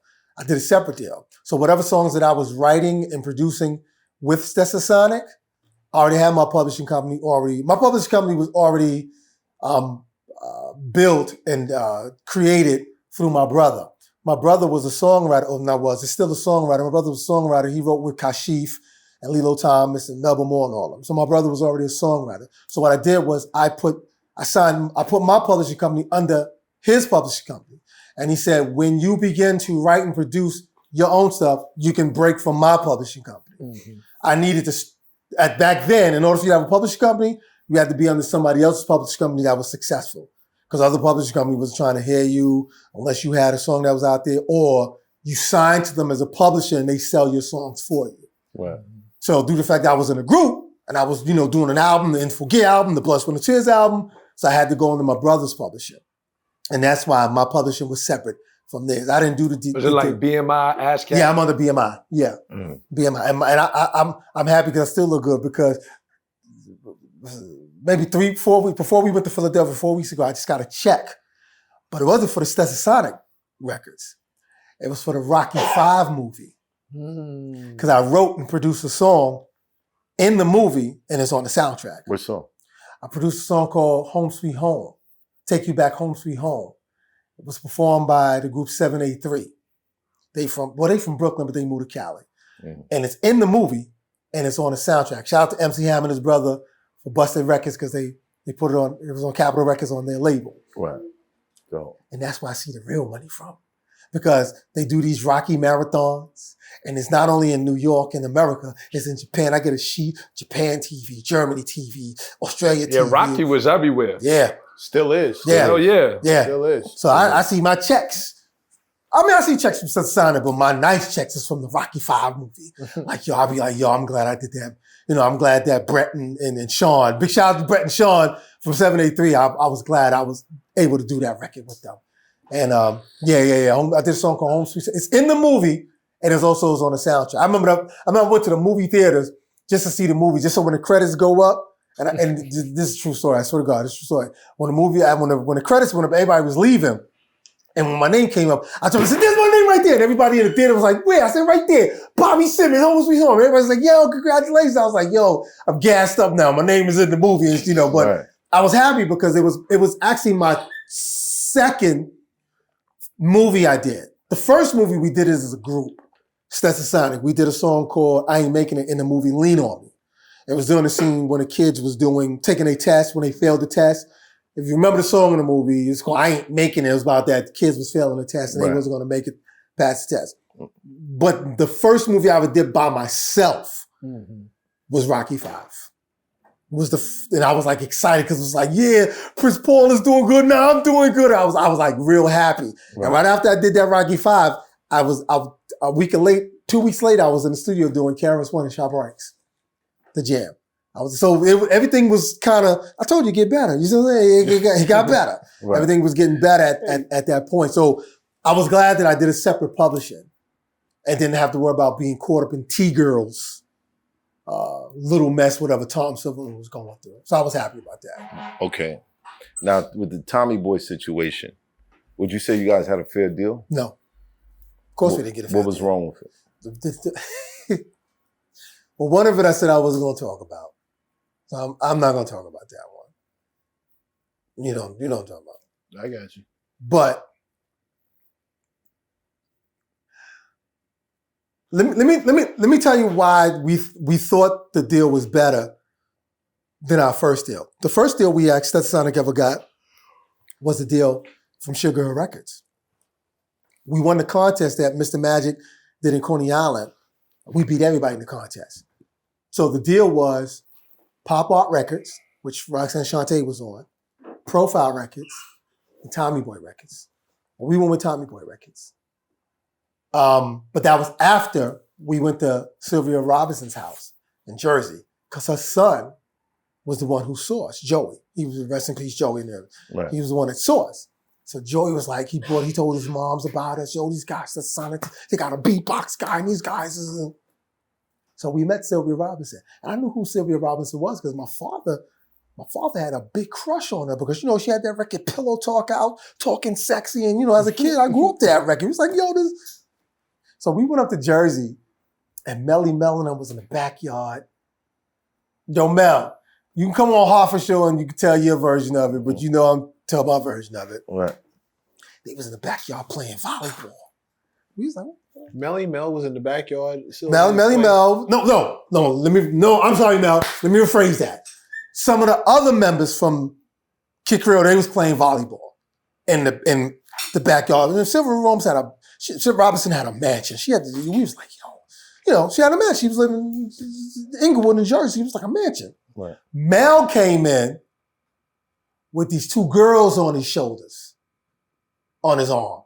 Of course they were white. But anyway, he had these two girls right. on his arm, come. And he looked at Daddy. He said, "What's up, Daddy, yo?" He said, "What's up to Daddy, yo?" Because they knew we was upcoming. And we patterned ourselves after Flash and Furious 5. In the beginning of the Sonic, we were wearing spikes, braided heads, because we saw Mel and them do that. We was like, yo, that's the look. Yeah. So Mel, he was like, yo, he had two girls on his arm. "What's up, Daddy, yo?" And they came in, and the rest of the guys were playing volleyball. He was like, what the fuck we walked into? Right. So Sylvia Robinson said, she was smoking a cigarette. So she said, she turned around her chin and said, "So my boy said that you guys was really good. Heard that y'all was really good. So I want to sign you guys." So we was like, okay, well, bet, we interested. This is Sugar Hill Records. Who don't want to sign with Sugar Hill Records? Mm-hmm. So they take the guys into the room to present a contract.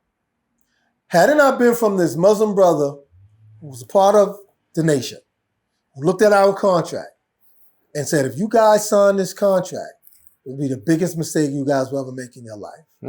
But thank God we didn't sign that contract with Sugar Hill Records. And for everybody who used to be on Sugar Hill Records, what's up, MC Sharrock? Y'all know we people, y'all know what the deal was like at Sugar Hill Records. They wanted Stetsa Sonic to sign pretty much over their life. And the advance money we got, hold on. Sylvia offered us advance money of $100. How the fuck you can split $100 among 6 motherfuckers? $100. $10 a piece. Okay, you know what? $10 a piece. Nah, that's crazy. We back boys again. We on the same block now. Nah, but that's crazy though. $100? $100. I never heard of no shit like that. I lie you not. $100 is what she wanted us to give us as an advance. Are you dividing 100 by 6 right now, Bobby? No. Are you on the phone? I'm gonna show and prove y'all. She wanted us to take $100. So here you got this. Here's you guys' advance, and we'll go in and we'll make the music. How do you split? Yo, what up, Daddy? Yo, what's up, man? Yo, listen, I'm sitting there with our family, Hoffa, man. I'm sitting there talking to them. Yo, I don't want them to think that I'm lying. All right? That's Matt? Yeah, he's here right now. What up? You hear him? Yeah, I know. Yeah, yo, I'm telling them about the Sugar Hill Records story. And I don't want them to think I'm lying, because I'm telling them some facts in this building about Public Enemy and us on the same tour bus, how the 3 albums came out, info gift. But I don't want them to think I'm lying. What was the offer Sylvia Robinson offered in advance for Stetsa Sonic to sign with Sugar Hill Records? I don't remember in advance. I just remember the contract being like... But wasn't it $100?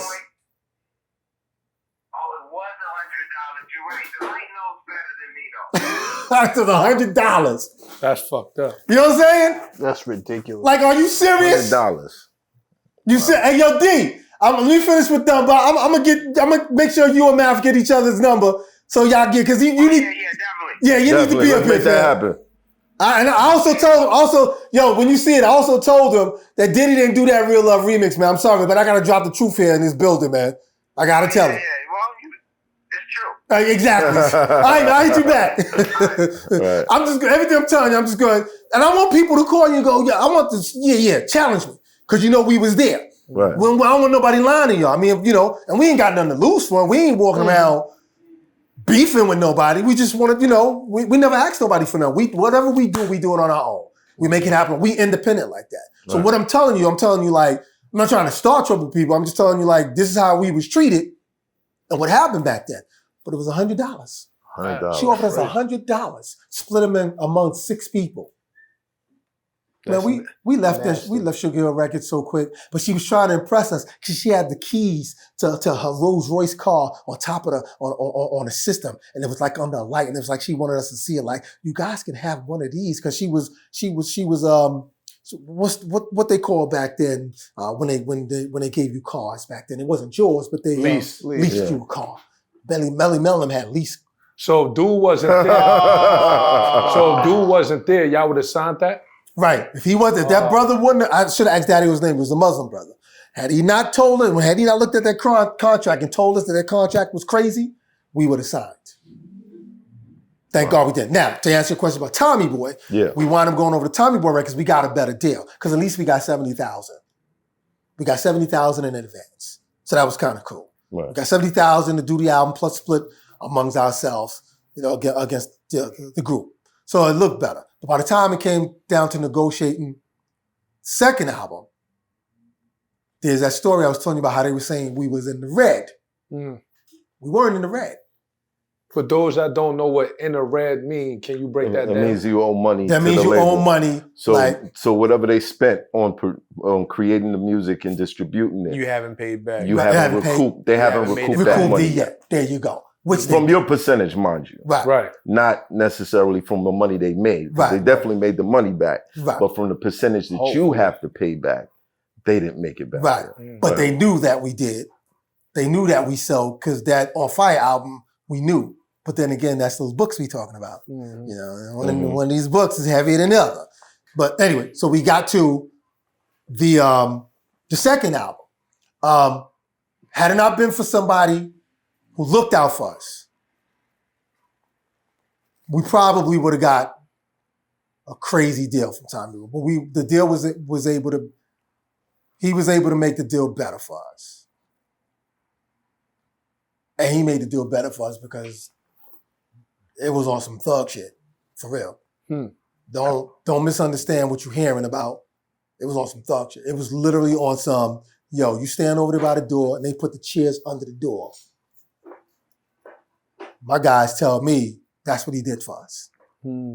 That's why when we was talking about, he did that for us. And he got us. At least now cats can get cars and move out and get better, Just put that chair under the door. Some of the other brothers, y'all stand out front. They ain't gonna call no cops. Because remember, he was the first person that sold all those records on that company. And we were a part of that whole. So he looked out for us. Had he not did that, we probably would have got dogged for that second album. So the deal looked better for the second. So did you actually get to see the numbers?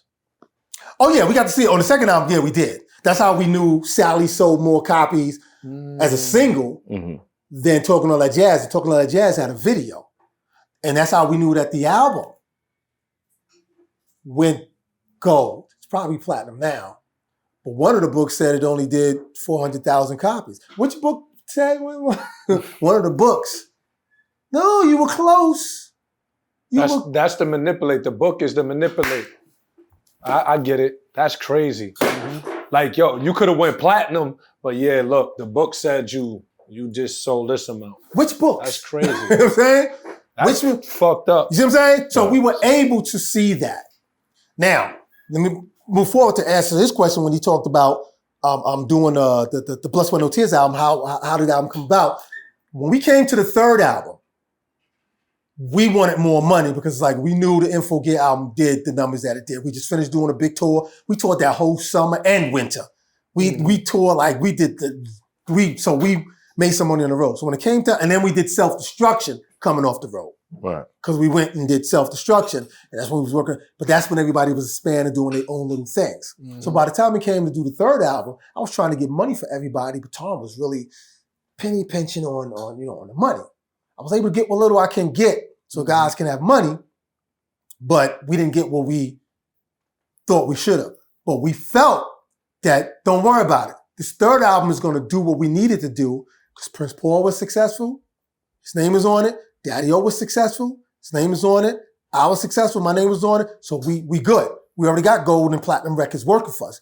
It's that album, we going to be good. Fortunately,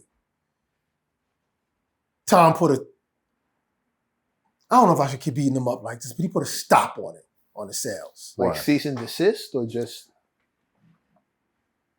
Well, I used to go to Tower Records all the time. Y'all got our record in y'all store? Yeah, we ordered, but they said no more orders.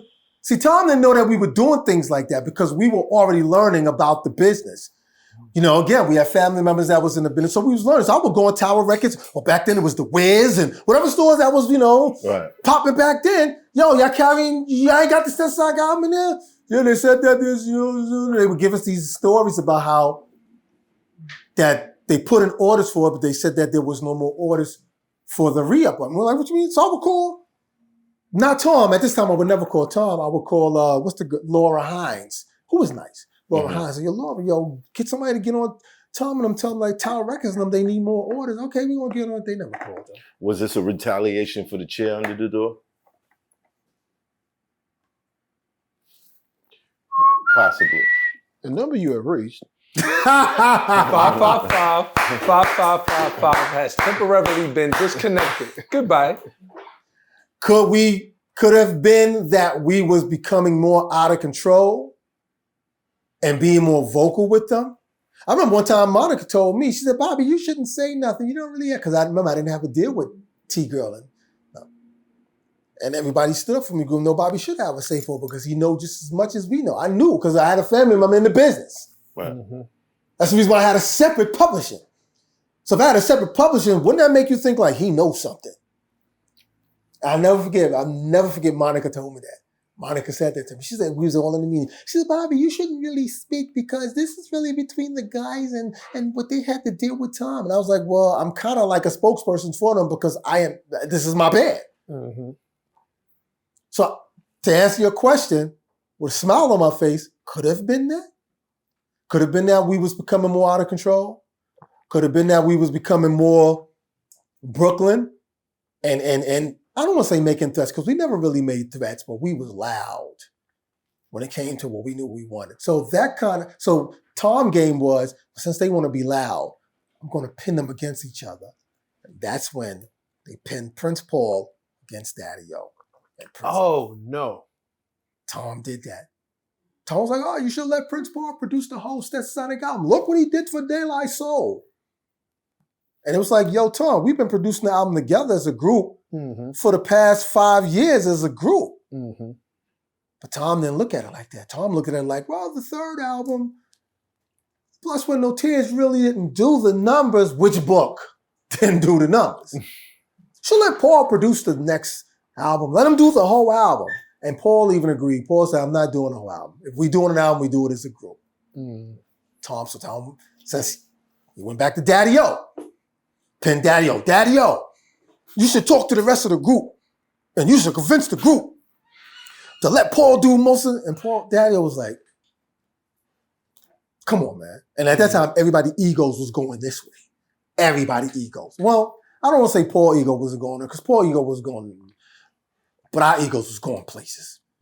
Right. Because Kedar came in. Y'all ever met Kedar? Yeah. You met Kedar? Did I meet Kedar? I Never believe I met did. him. Never met Kedar? No, his work with Erica. Yeah. Yeah. Well, again, all that came from Daddy-O's basement in his house. Which is crazy. Yeah. But that's one of the things. But Kedar managed us throughout that whole Bless When No, that third album. What up, Kedar? Shout out to Kedar. I'm the only one he didn't really mess with, but because he always said, Bobby was like, because I was always thinking. But Kedar always had, if it ain't gonna work, I always got Daddy-O. It's gonna work. You know what I'm saying? And that's what this Unsung is gonna show. this unsung. I won't tell y'all too much because I want y'all all to watch the unsung. Right. And the unsung is going to show all of that. And everybody ego. Well, first of all, you know Keto got an ego. And what up, Keto? You know he got an ego. You know that. Keto egos, but he was smart. And it got planted in everybody's head. Even the members who weren't doing much. Like Delight was creating a production company and never got off. Wise wasn't really doing anything. Fuquan had got kicked out of the group. Let me rephrase that. Peace, Fuquan. Fuquan was let go from the group. And you have to watch Unsung for that because we tell a story on that and Fuquan tells a story. But so Fuquan wasn't in the group then. So at that time, Prince Paul just said, yo, I'm talking with RZA, I'm doing a project. So he called Fuquan. He said, yo, we're doing this project. The project was The Grave Diggers. Right. So Fuquan was able to go on to do other ventures on other things. So What was his name before that? Fuquan. His name was Fuquan. That's it. Gatekeeper. His name is Gatekeeper in Grave Diggers, but in Stetsa That's why I said, what was his name before that? Before Fuquan? Yeah. No, Gatekeeper? His name was Fuquan in Stetsa Sonic, always. No, I'm talking about in the Grave Diggers. Oh, his name is Gatekeeper in Grave Diggers. That's what I was saying. Like, yeah. No, then they created, that was the name created as he got in, because everybody created their own persona in Grave Diggers. Right. And he was the gatekeeper. So he changed his name. Yeah, he changed it, right. All right. But when he caught up with us and we did reunion shows and shows recently, he's Fuquan. You know, but everybody know him as the gatekeeper from, Grave Diggers. So our egos was all over the place. Everybody, like I told you, Daddy-O was doing commercials. Me and Daddy-O started doing rock projects. We were working with the Red Hot Chili Peppers. And it was like, because we met Red Hot Chili Peppers when we was in London in 88. They were just fresh. They weren't really big.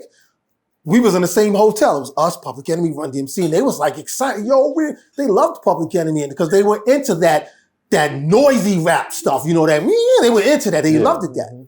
So they was like, we really fans of you guys. So we said, when we get back, we'll set up something, we'll work together. It took almost 2 years, but we wound up working with them. Me and Daddy did this song called Higher Ground with them on the album. I think it was Live in the LA album. We worked them on that. Then we started doing more pop projects. We started getting calls to do B-52s. Like all these pop groups wanted to work with rap artists. You welcome Jay-Z and all of y'all, because y'all know after a while, y'all started working with the pop artists. We had to figure out if we can make it work. But in 88 and 89, y'all didn't know if it was going to work.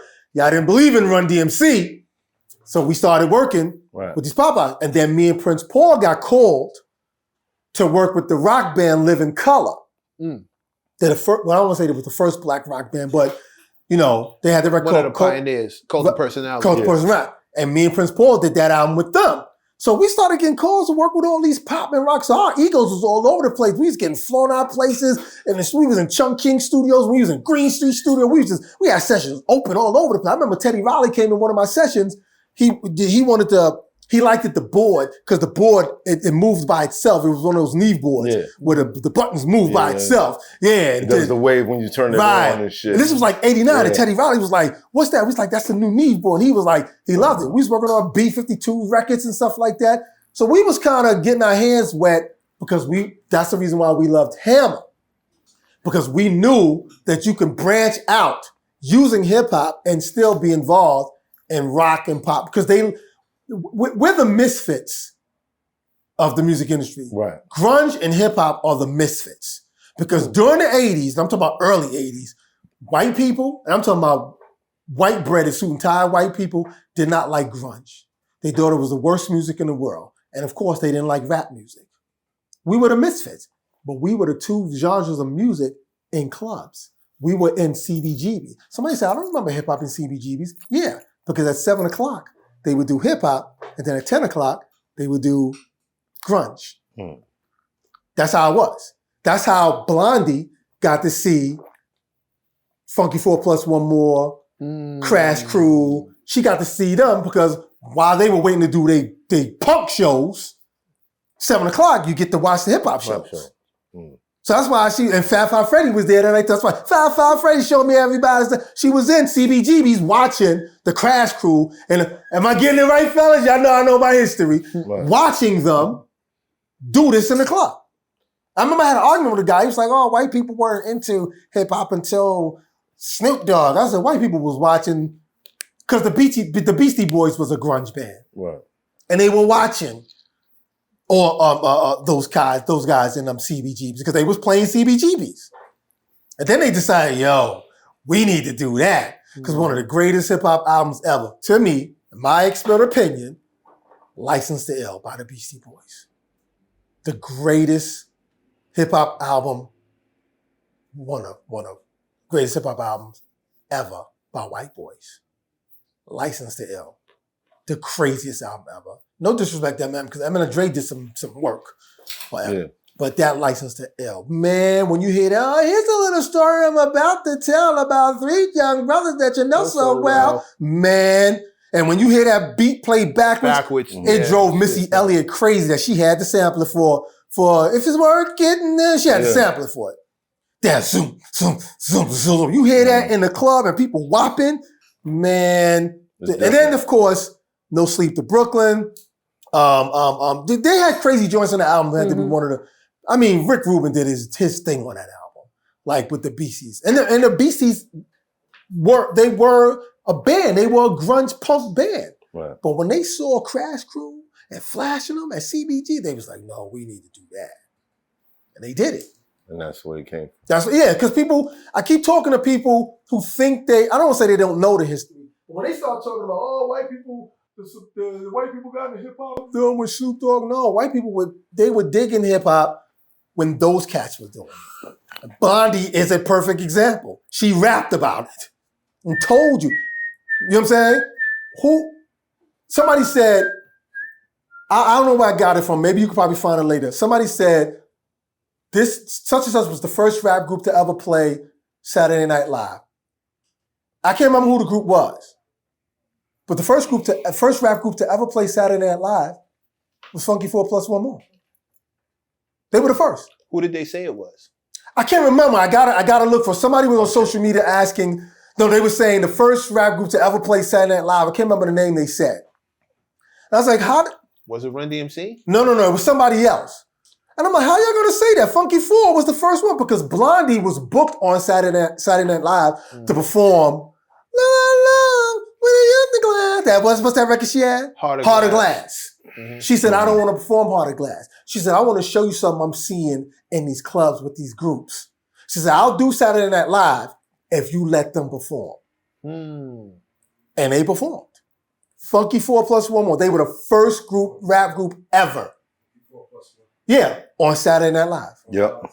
Exactly. Yep. Salute. 1981. Yep. I still want to know who the group was. I can't remember. I got to find who. It was a post I saw. It's hosted by Blondie. It was hosted by Blondie. Mm-hmm. And she said, I'm not going to perform. Because Heart of Glass was already a big record. She didn't need to perform that anymore.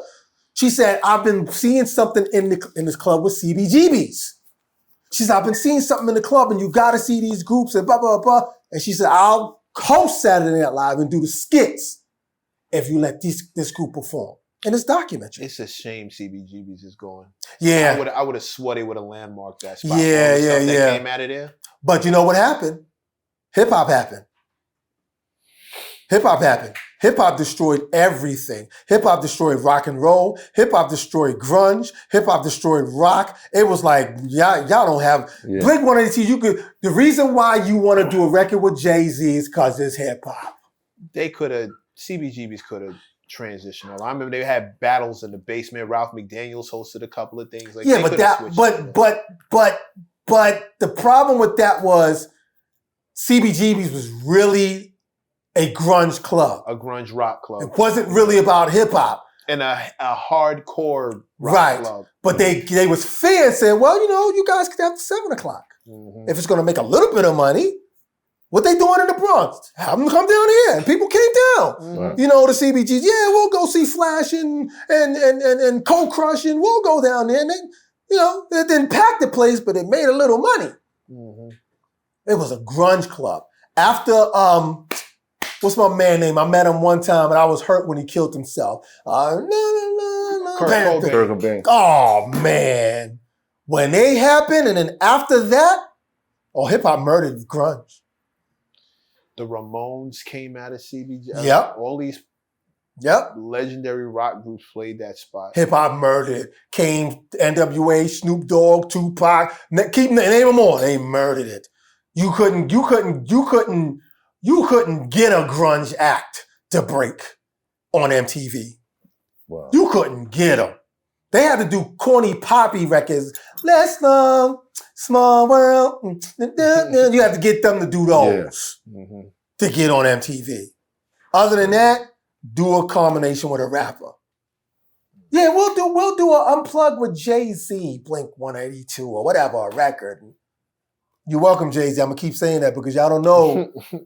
And I'm not dissing Jay-Z. I'm just saying you're welcome because when we started doing it with the B-52s and the Red Hot Chili Peppers and Living Color, people just thought like, that's ridiculous.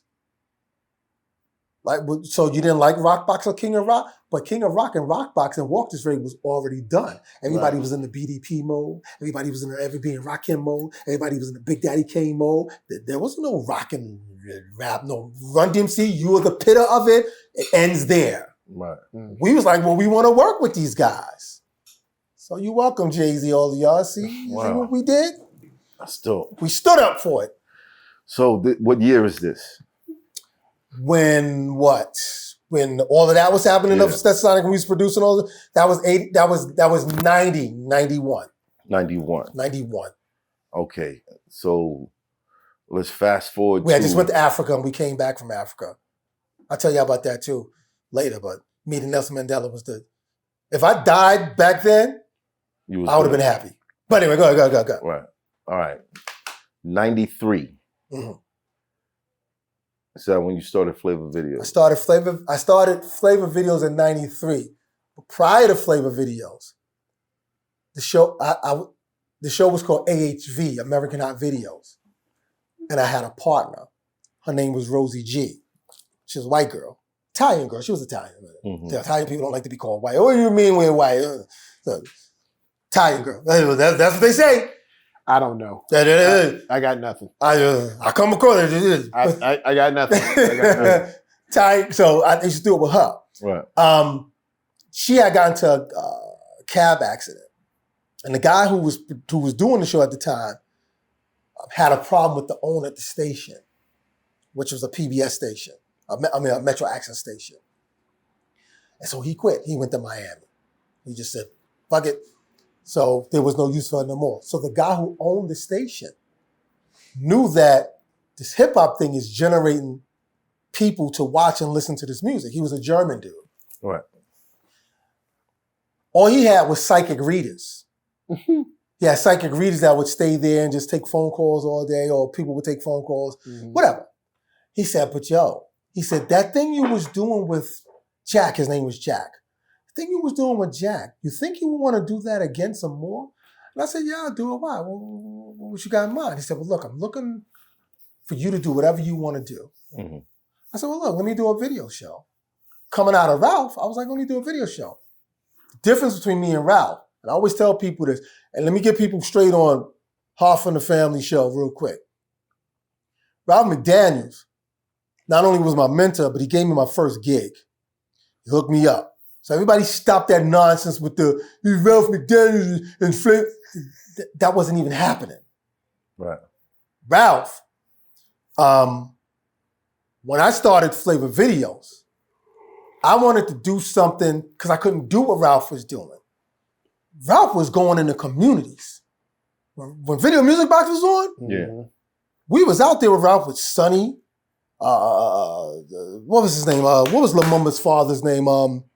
Kid de jour? No. His name was Sonny. Oh man, remember X-Clan? Yeah. Lumumba's father. His father was Sonny. He was a Professor X? Yeah, but Professor X, his father was a leader. It was Sonny something. People gonna spaz on me now. Sonny Carson, thank you. Thank you. Right. Sonny, Ralph was out there with them. Ralph was out there with what's our black mayor name? He was our black mayor. Dinkins. Mayor Dinkins. Yeah. Ralph was out. Ralph was literally bringing the hood to the people, to the community on that television set. Like he wanted you to know, we out here for Yusuf Hawkins. The camera was out there. Ralph was out there. Like, that was our first BET. Exactly. Right. In your music box. That. Go ahead, I'm sorry. In ratings, Ralph was only second to Oprah. Right, At the exactly. time. Exactly. So Ralph, like, I couldn't do that. I couldn't, even though we were that group that was a part of the community and we were for certain things, so we were making records, we was out there for that. But I couldn't do a show like that. Right. So my show was different from Ralph. My show was, I used to do stand-up. And the stand-up I used to do like maybe, When did you do I'm stand-up? gonna tell you in a minute. I used to do stand-up. Everything that he's talking about. Yeah, I Out of used to do nowhere. stand-up also. This is how life was without cell phones. Exactly. Bruh. Yeah. People did things. There you go. Many things. Exactly. Yeah. I used to do stand-up, but my stand-up was like 3 minutes. I used to host shows. In the middle while I'm hosting, I would do like my little set. Right. And it was me, Tracy Morgan. This one, Tracy was yellow. I remember Tracy used to do this routine. We used to do the Uptown Comedy Club up here on 120. Uptown Comedy Club. Oh my goodness, big shout out to Crazy Sam, because Crazy Sam used to run most of that when we used to do it. Right. He was a co-host on Video Music Box too. Exactly. Right, exactly. Yeah. And Crazy Sam, he used to always call me and say, yo, Bobby, I used to promote it on my show. You know, because if you watch my videos, I used to have them on my show. Yeah. Right. You know, and we used to do the Tracy Morgan. Matter of fact, I did a show with Tracy Morgan. I wanted to do the Ralph thing. I wanted to promote shows. So I booked Tracy Morgan, and there was this other guy that was on a BT Comedy Club. I can't remember his name. Matter of fact, I got a flyer of it. I'll show y'all the flyer. It was Tracy, Fresh Cons, and me, and we did a comedy show. And I paid cats. Like, yo, Tracy, big shout out to you. I know the last time I saw you was a couple of years back, but you might as well tell people, I never fronted on the money. When you wanted your money, he paid you. I made sure you know I was paying people because that was my thing. So I said, yo, why don't I just do this on Flava Videos? I ain't got time to do like a whole 30-minute set, comedy set. Let me do this on Flava Videos and take phone calls. That's how Flava Videos came about.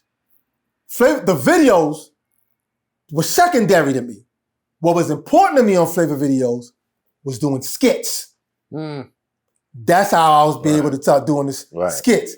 Ain't that right, TikTok? You know what I'm saying? That's how I was able to somebody actually hit me up on the page and said, yo, Bobby, you the original TikTok. You know, Right. I used to do the skits. Right. The Split screen. Split screen. Right. You know what I'm saying? Yeah. So I said, why don't I just, Biggie. right. I said, why don't I, so I knew that was something Ralph wasn't doing. I said, why don't you do you, Bobby? Don't do what Ralph is doing. Because Ralph was going hard. He was in the streets for real. Like Ralph was like, I told Ralph, I said, you're the only person that can really do a hip hop documentary for real. Anybody else have to license it from him, which is what he does. Like if anybody, they license it from, but he's the only one that can really do a documentary on hip hop because he got it from the grit of the ground. So Flava Videos was really built on me being a jerk, just being a clown. Right. And that's how it came about. Now the phone lines made it fun because people would call in and sometimes I would hang up on people. Yeah, banging on them. People would call in, talk shit. Yeah, I would hang up on them. Like, whatever. You. So it was fun. That was my way of doing my comedy bit. Right.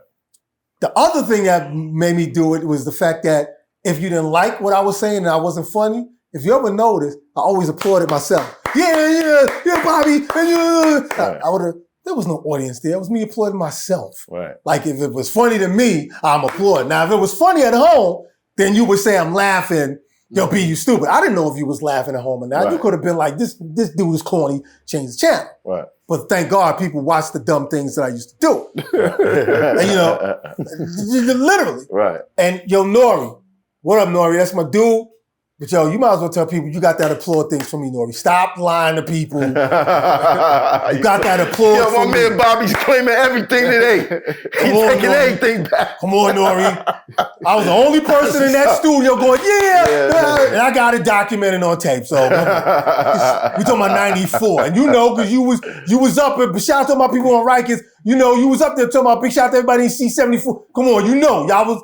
But Nori's my dude, though. I love him. This is mine. Yeah. And this is mine. This is mine. I love Nori, though. But I'm not even mad at you. It is what it is. Like, because it's even with y'all, what I'm saying, with y'all, I got into your show because my brother was into your show. I knew about you from the other side. I didn't know about you I mean, of course, I Podcast. picked up on it later, but I was like, oh, that's dude. Like, yo, what the? Yo. So I knew that. So my brother was like, yo, you really need to. I'm like, okay, I'm gonna check the podcast, but I know who he is. Right. And as I'm watching everybody, so I'm like, yo, this is the kind of show. And if y'all give me a minute, I just want to say something about y'all. Mhm. This is the kind of show that I've always said, when I stop doing flavor videos, people need to figure out now, what do you do next? Because after flavor videos, somebody asked me, yo, Bobby, you should bring back flavor videos. For what? You got YouTube. Yeah. I'm gonna bring out flavor videos for what? If you want to see a video, you just go YouTube as quick as you can grab your phone. I said, well, what make a great show is you watching The View, you watching The Talk, all these people having talk shows, but no one is really doing talk just on, well, y'all came up with the great title. My personal, opinion. My expert. My expert opinion. Right. My personal opinion. Well, my expert opinion. Right. And I'm sitting there and watching, I'm like, yo, you guys like, and sometimes y'all bring people into some stuff, I'm like, oh, they bringing people in, and then I saw one episode you had Vlad on, and we go back with Vlad too, but we go back with Vlad. but you know what I'm saying? But I'm like, yo, they pulled him in. So I'm digging it. And then I watched the episode when Cheeks was on. Did he just... Yeah. The money just, yo, son, I'm on your Instagram like this. Son, yo, hit me up. I even did a video. You hit my Instagram? I did a video and posted it. I posted the video. I said, respect, Hoffa. I said, thank you, appreciate it. Yo, I need a haircut. It's all love, no, it's love though. I'm getting a haircut now, man. I love you. But I was just like, prior to that, I was watching just how y'all was working. And I'm like, see, this is how you move forward from what is what I was saying about Ralph. Ralph was already doing something. Right. I needed to go someplace else. To do what I do. My thing was, you're in the studio. It's live. And it's live. I was on every day. I was on, 6 days a week. I did 3 p.m. to 8 p.m. live. Then I did midnight, where I showed X-rated videos from 12 a.m. to 6 a.m. Yeah. And I was sitting in this room with the camera would just be just on me. I had a table and the big ass lights was on me. My man Ray was in the back who engineered one camera on me. And big up, shout out to my friend Star from Star and Buck Wild Show. I know a lot of people got things to say about him, but what we talked about earlier, it's a good dude. Yeah. And Star came to me one time, because he used to do the show on the station too.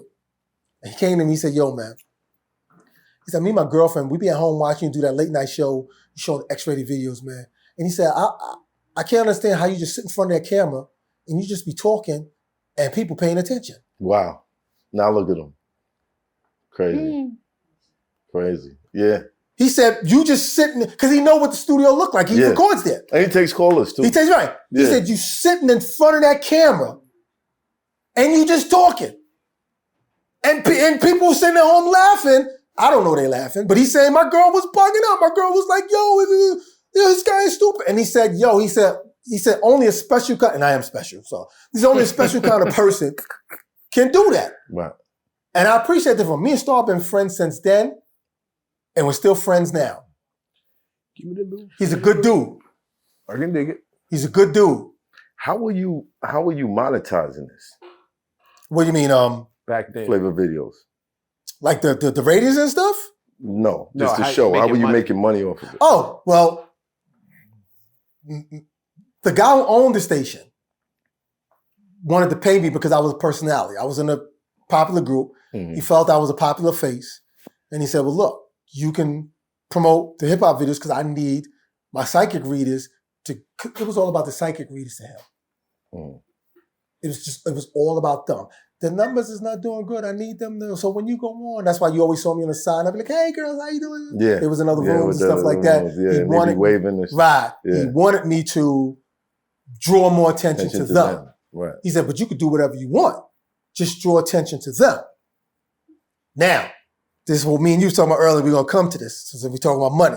Right. So I started booking people on the show. Like, shoot, I know all these entertainers. Let me book some people on the show. So, told you the first guest I ever had by myself on that show was D Nice.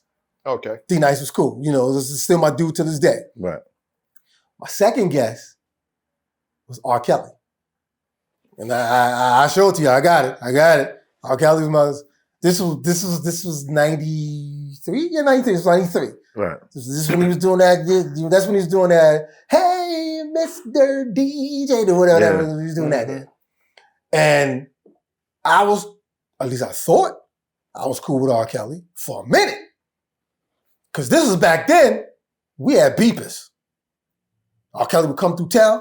Yo, beat me, son. Yo, come up on my show. I know you, because I knew everybody had Jive Records and Jeff Sledge and everybody. Come on, I'll bring everybody up. Right. So R. Kelly came on the shows. He come through. Second guess is when I thought about the money. Cheryl, when I had Salt and Pepper on. Oh. When I had Salt and Pepper, and it's documented because I got that episode.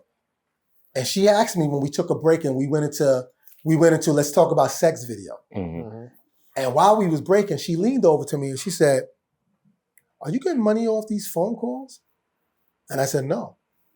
She said, you need to get money off these phone calls because we getting all these phone calls. That's when they used to write the names on a piece of paper. Remember, we used to read it. Yeah. Yo, shout out to they said we used to read it on a piece of paper. Right. She said, yo, this is full of paper. That means people are calling and the guy is making money. And you're not getting on this? I said, no, I'm not.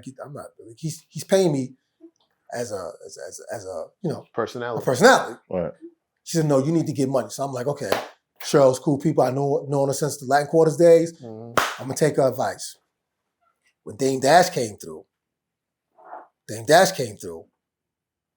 this is when Rockefeller was just getting ready to do whatever they was getting ready to do. Mm-hmm. I think he was dealing with someone, if I'm not mistaken, had a clothing line or something like that. And he asked me, he said, yo, we be watching you uptown, son. How long, whatever. You making money off these lines, man? I said, no. And you know Dame going to Dame mode. Listen, man, you need to make this money, man. Yo, I'm telling you, man, you need to make this money. Because who's the guy who owns the station? I told him, I said, German. See, these German people, you know what I'm saying? They come in and help you. He just went to Dame mode. Mm-hmm. He just went. 2 days later, I talked to the owner the station. I was like, yo, man, I'm kind of like, and I can tell y'all what I was getting paid over there. I was getting paid $1,000 a week. That's what I was getting a week. Every week. Mm-hmm. We're talking about 93, so I was getting $1,000. Mm-hmm. 2 shows a day for hours at a time. No, that wasn't 2.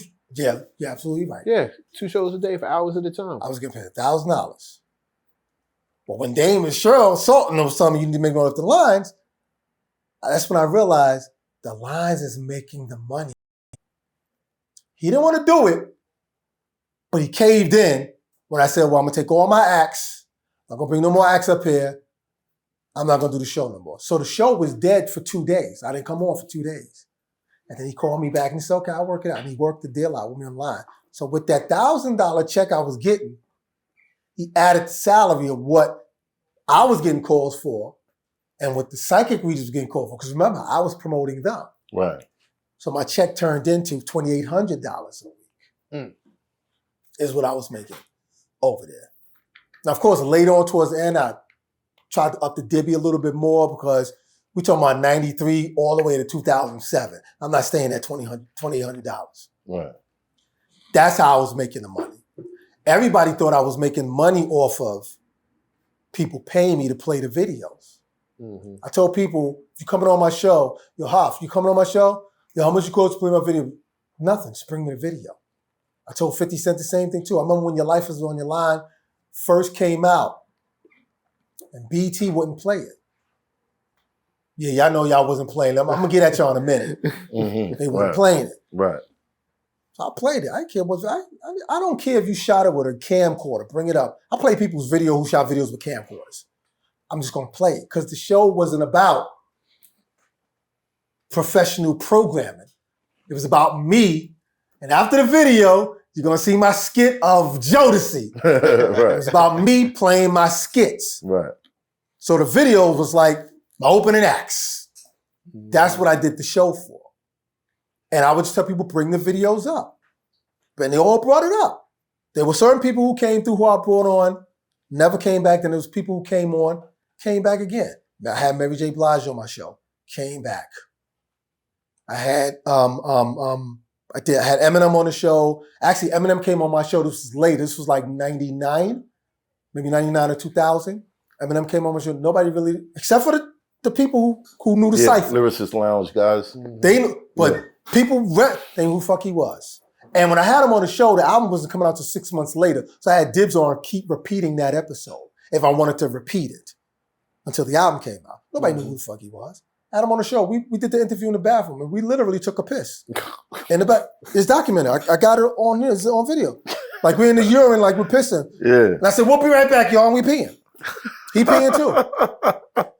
Like it really was that. I think I actually sent you a clip of him laying on the bathroom sink or something like that. I didn't get that. Okay, but I showed it to you like all these, and they came back. The only one who didn't come back, man, I'm a little soft at, man. And I know it's over. I'm petty. Whatever. I'm a grown man. I could be petty if I want to. I ain't a bitch, but I'm petty. Irv Gotti. Why? Because he played the video? He came up with a VHS tape with a group of guys, and they were called Cash Money Clay. Right.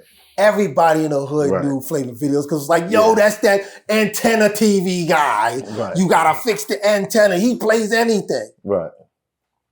I played their video.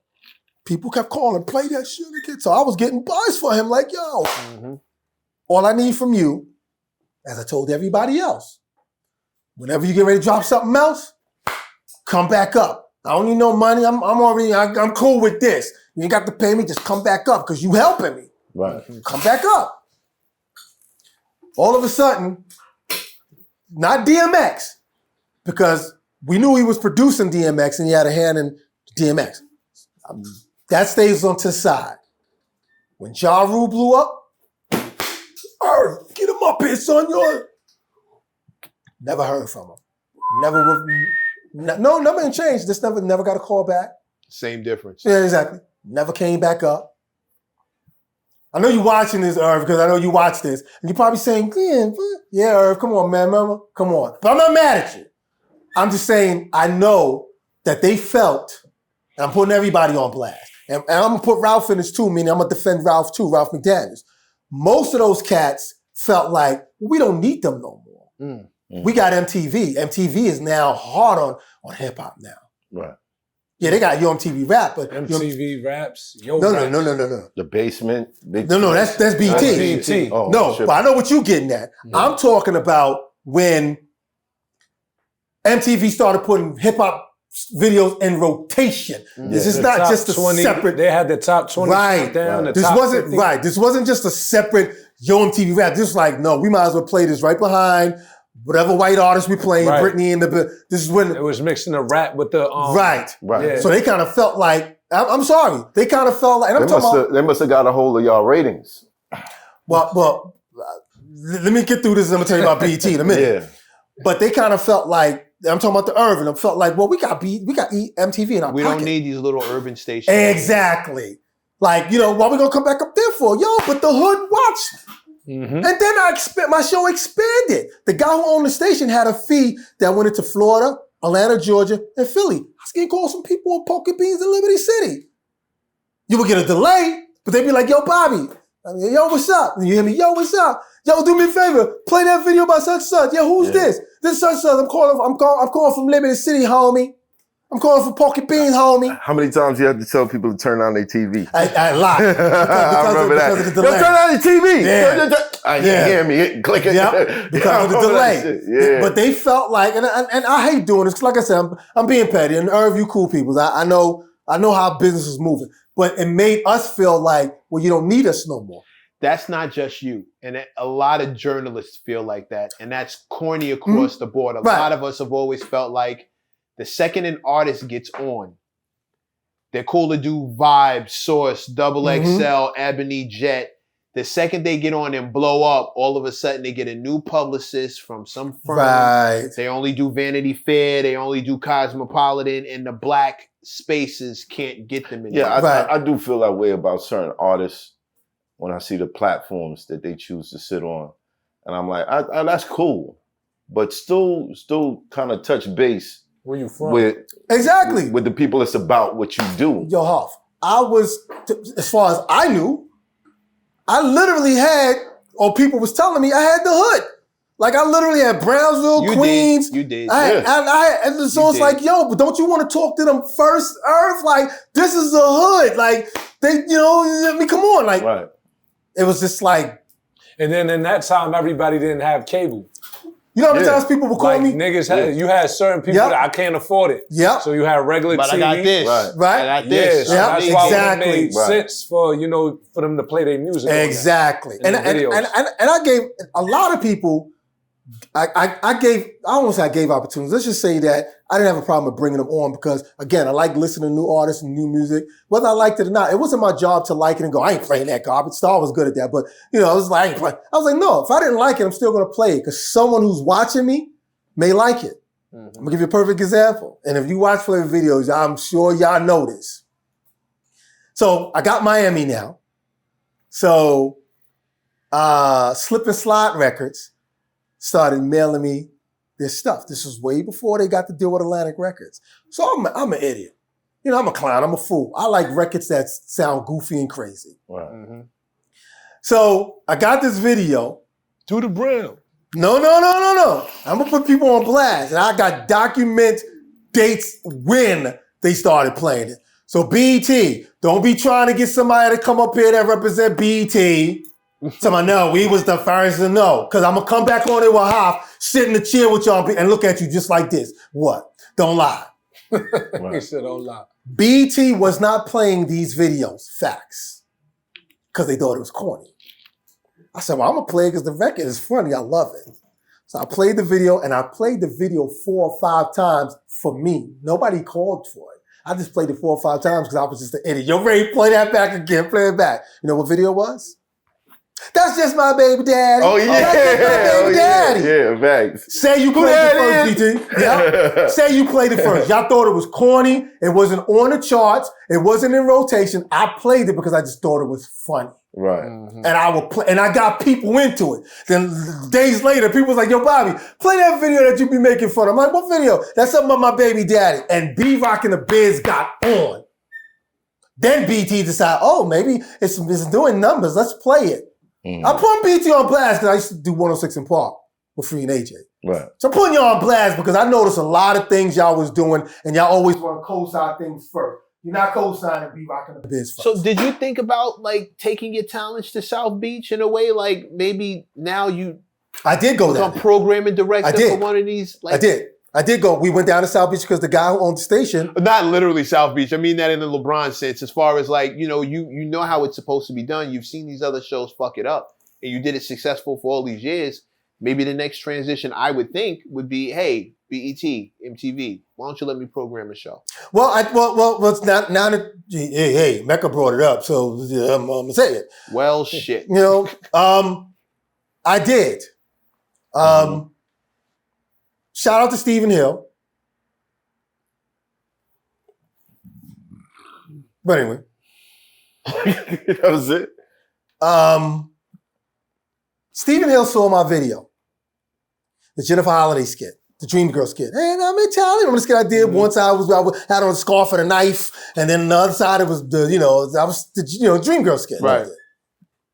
Stephen Hill loved that skit. So they wanted to know, how do I get a hold of that guy? I see this, how do I get a hold of him? The only one who knew how to get a hold of me was Mr. C. Because Mr. C was the DJ for 106 in Park when it first started, for Right. Freestyle Friday. Right. So Mr. C called me and said, yo, Bobby, man, people, there's people up here, Stephen, I'm trying to get in contact with you. That's when we had answer machines. This was way before. This is when you had to go home and check your... Yeah, right. So I called Mr. C back. It's like, yo, what's up? So I met with them. And the girl who was up there, her name was Penny. Penny McDonald. Shout out to Penny McDonald. She was a wonderful person. She literally knew what was going on with me, and that I should have been that guy there. So Stephen said, yo, we're going to take you to Cancun. We got, what's that thing they used to have every year? Spring break. Spring break. We're gonna pay for everything. We're gonna take you there. We're gonna send a camera with you, and we're gonna get you. We want you to go to sprinkling, talk to all the kids, and we're gonna get. I'm like, well, bet that's cool. So they did. They flew me out there. Shout out to Rampage because he looked out for me the whole time I was out there. My man Rampage. We never got to do no taping. Why I didn't get to do no taping? Because the guy said the camera he had wasn't working. Okay, so the camera wasn't working. So I'm in the car, headed back to the airport. Steven called me. Where you going? I said, Steven, y'all got me. My flight is booked. I got to go to the airport. Oh, we want you to tape some stuff. I see why I got to get on the plane. So unless y'all going to pay for me to stay another, so they didn't pay for me to stay for another time. So I get back home.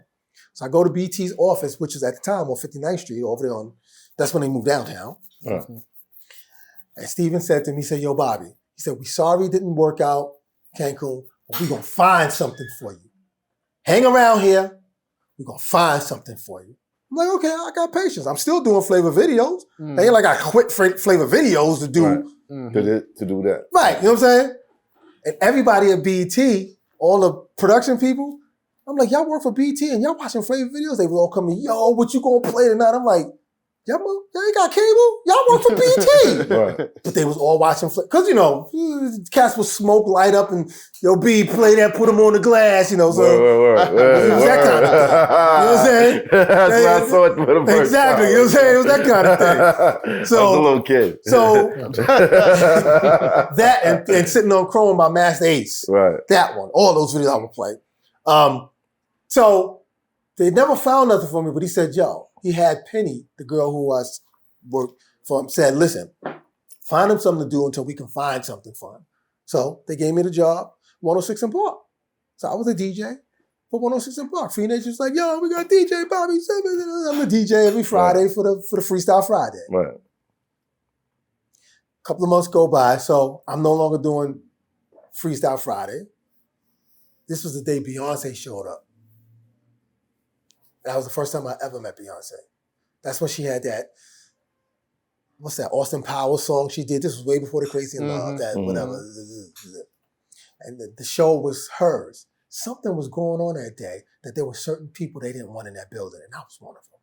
So I'm like, yo, like it's Freestyle Friday. I'm supposed to be the DJ Freestyle Friday. Well, something went down that I was eliminated from it, and a couple other people was eliminated from it. I don't know what reason why I was for it. Maybe because I was talking a lot of junk on flavor videos and people heard it. Because you know I used to talk a lot of junk about people. Yeah. I'd be like, yo, because I knew people. Now, I would call you out. Like, you know. Well, anyway, that was the last time I was on 106 in Park. So all of a sudden, this guy got a TV show on 106 in Park, looked just like me. Yo, this is wild. I'm not lying. So I believe you. Want me to blow your head? Pause. That was crazy. Let me blow your mind. Mm-hmm. See, I'm hip, I know. They ain't be doing that. Right. Show was called Hits. Hits from the streets. Wow. The stand-up comedian, the sketch guy with real live skits. Sketches, I guess. Skits. Peace, fam. I'm not mad at you. I'm not mad at you. I was able to still live, but that's what they did. He looked like me, and he started doing skits like me. Just like out in the public. But you had a couple of those? Okay, I'm quiet. Yeah, you did that too. Exactly. I'm quiet. So I'm like, oh, so I wasn't, I thought you liked my skit. Was it Stephen Hill's doing? Well, it had to be somebody that's doing because he was in charge of all that. He had to approve it. Yeah. He had to approve it.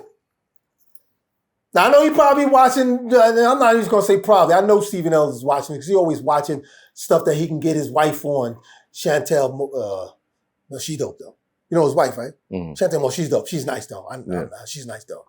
So he's probably watching now. Probably saying, yo, let me come up there. Yeah, come up here, Steve. I want everybody to come up on your show. Yeah, call some more people out. Word up. It's great. So I can watch y'all try to fix the stories.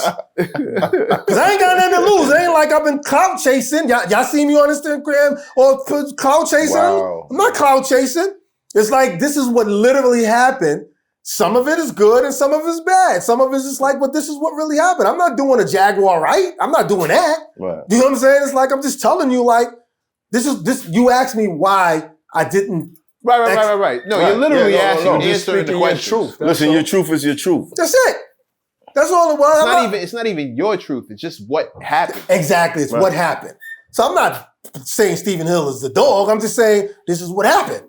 You haven't even told us how you felt about these things. You're really just recalling the story. Because I've been in the business at the time for quite a bit, I already knew if there was going to be an outcome. Don't worry about it. I still had flavor videos. Right. I still had that. And on the other hand, I was still producing records too. I was producing Smith & Wesson. Shout to Tech and Steel. Peace, Tech and Steel. Every time we call y'all, they always show up. Shout out Those to our the boys. Shout out to the boot camp. Yeah, they always show up. That's my boys. But I was working. So it wasn't like our thing was we always found a way to plug into something so that we can stay somehow incorporated. So I always knew how to plug myself into something. I had everybody on my show. If you was going to be on my show, I'd be like, yo, Hoff, yo, what's up? We're going to do this record, Stettin, Hoff. I will plug that until we make it happen. I always make sure we connect, because I'm always staying, involved in working. Young kids, same thing with Rusty Jukes. Like when we got the Rusty. Shout to Jukes. Yeah, shout out to Jukes. What up, Jukes? Crying Jukes. I played Jukes' video on my show first. His sister put rest in peace, his sister. His sister put him onto my show. Rusty Jukes' sister. She said, you need to watch Bobby's show. This dude is crazy. And he watched. I had him on my show. He had a video. This was 90, maybe 99. And I played it. I played it religiously. That was the joint with the special effects. Yes. Yeah. You know what I'm saying? So it was like, until this day, Rusty keep telling me, yo, man, I'm like, basically, I'm just glad, again, just keep coming back. Look, he on a record with us on a new single coming out. Is this what you attribute your longevity to? Yeah. A lot of people come and go in the business and fade out, but You know why? Because, one, I have great patience. I'm not in a rush of doing it. This is my journey. I want to watch it. I want to watch my journey. Story sounds better when you watch it. Wow. I'm watching my journey. I got into this business. The first gig I ever did professionally, before the Stet album came out, was in 85. I got hired as a drummer to play for Natalie Cole. Y'all familiar with Natalie Cole? Yes. She fired me, though. No. But, No, we don't know who that but is. she fired me, though. She fired me. She fired you? Why she fired you? Because I went into the rehearsals, right? I went to the rehearsals, and we was getting ready to release our album, the Stet album. So I'm like, okay, well, I'm a musician. If you call for a musician, I'm going to do my job. But I was playing these hip-hop beats on one of her songs. And she stopped the rehearsal like, no, I was being too busy is what she called it. I was being real busy. I was doing, what's that record? I was playing that on one of her songs that didn't even have a beat like that. And she stopped it. That's when she was on her cocaine day, so she was lit. Boy, I watched it. She was lit.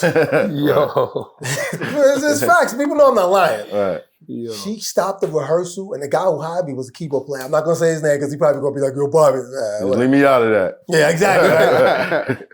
So she said, that's not how the song go. I said, yeah, but I just want to, add a little flavor, give it a little. She said, that's not what I hired you for. I hired you to play it the way it sounds like on the record. Either you play it like how it's on the record, or I don't need you. So just play how you hear it on the record. I said, but hip hop was growing at this time. South Bronx was out, it was blowing up. And I said, me and my group, we got a record coming out. She told me dead in my face, no lie. She said, I don't care what record you and your group got coming out. Either you do things the way I do it here in my camp, or you don't do it at all. I don't care about your group. So I played it the way she wanted me to play it. I did one show for her. She lit up a cigarette, told the keyboard player, he said, yo, Bobby, man, she fired me.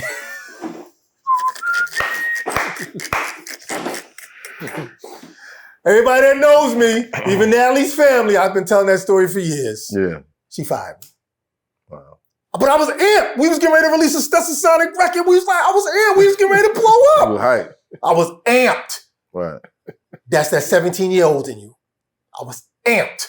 Like, yo, you what? You dissing us? Have you heard of Run DMC? She didn't care.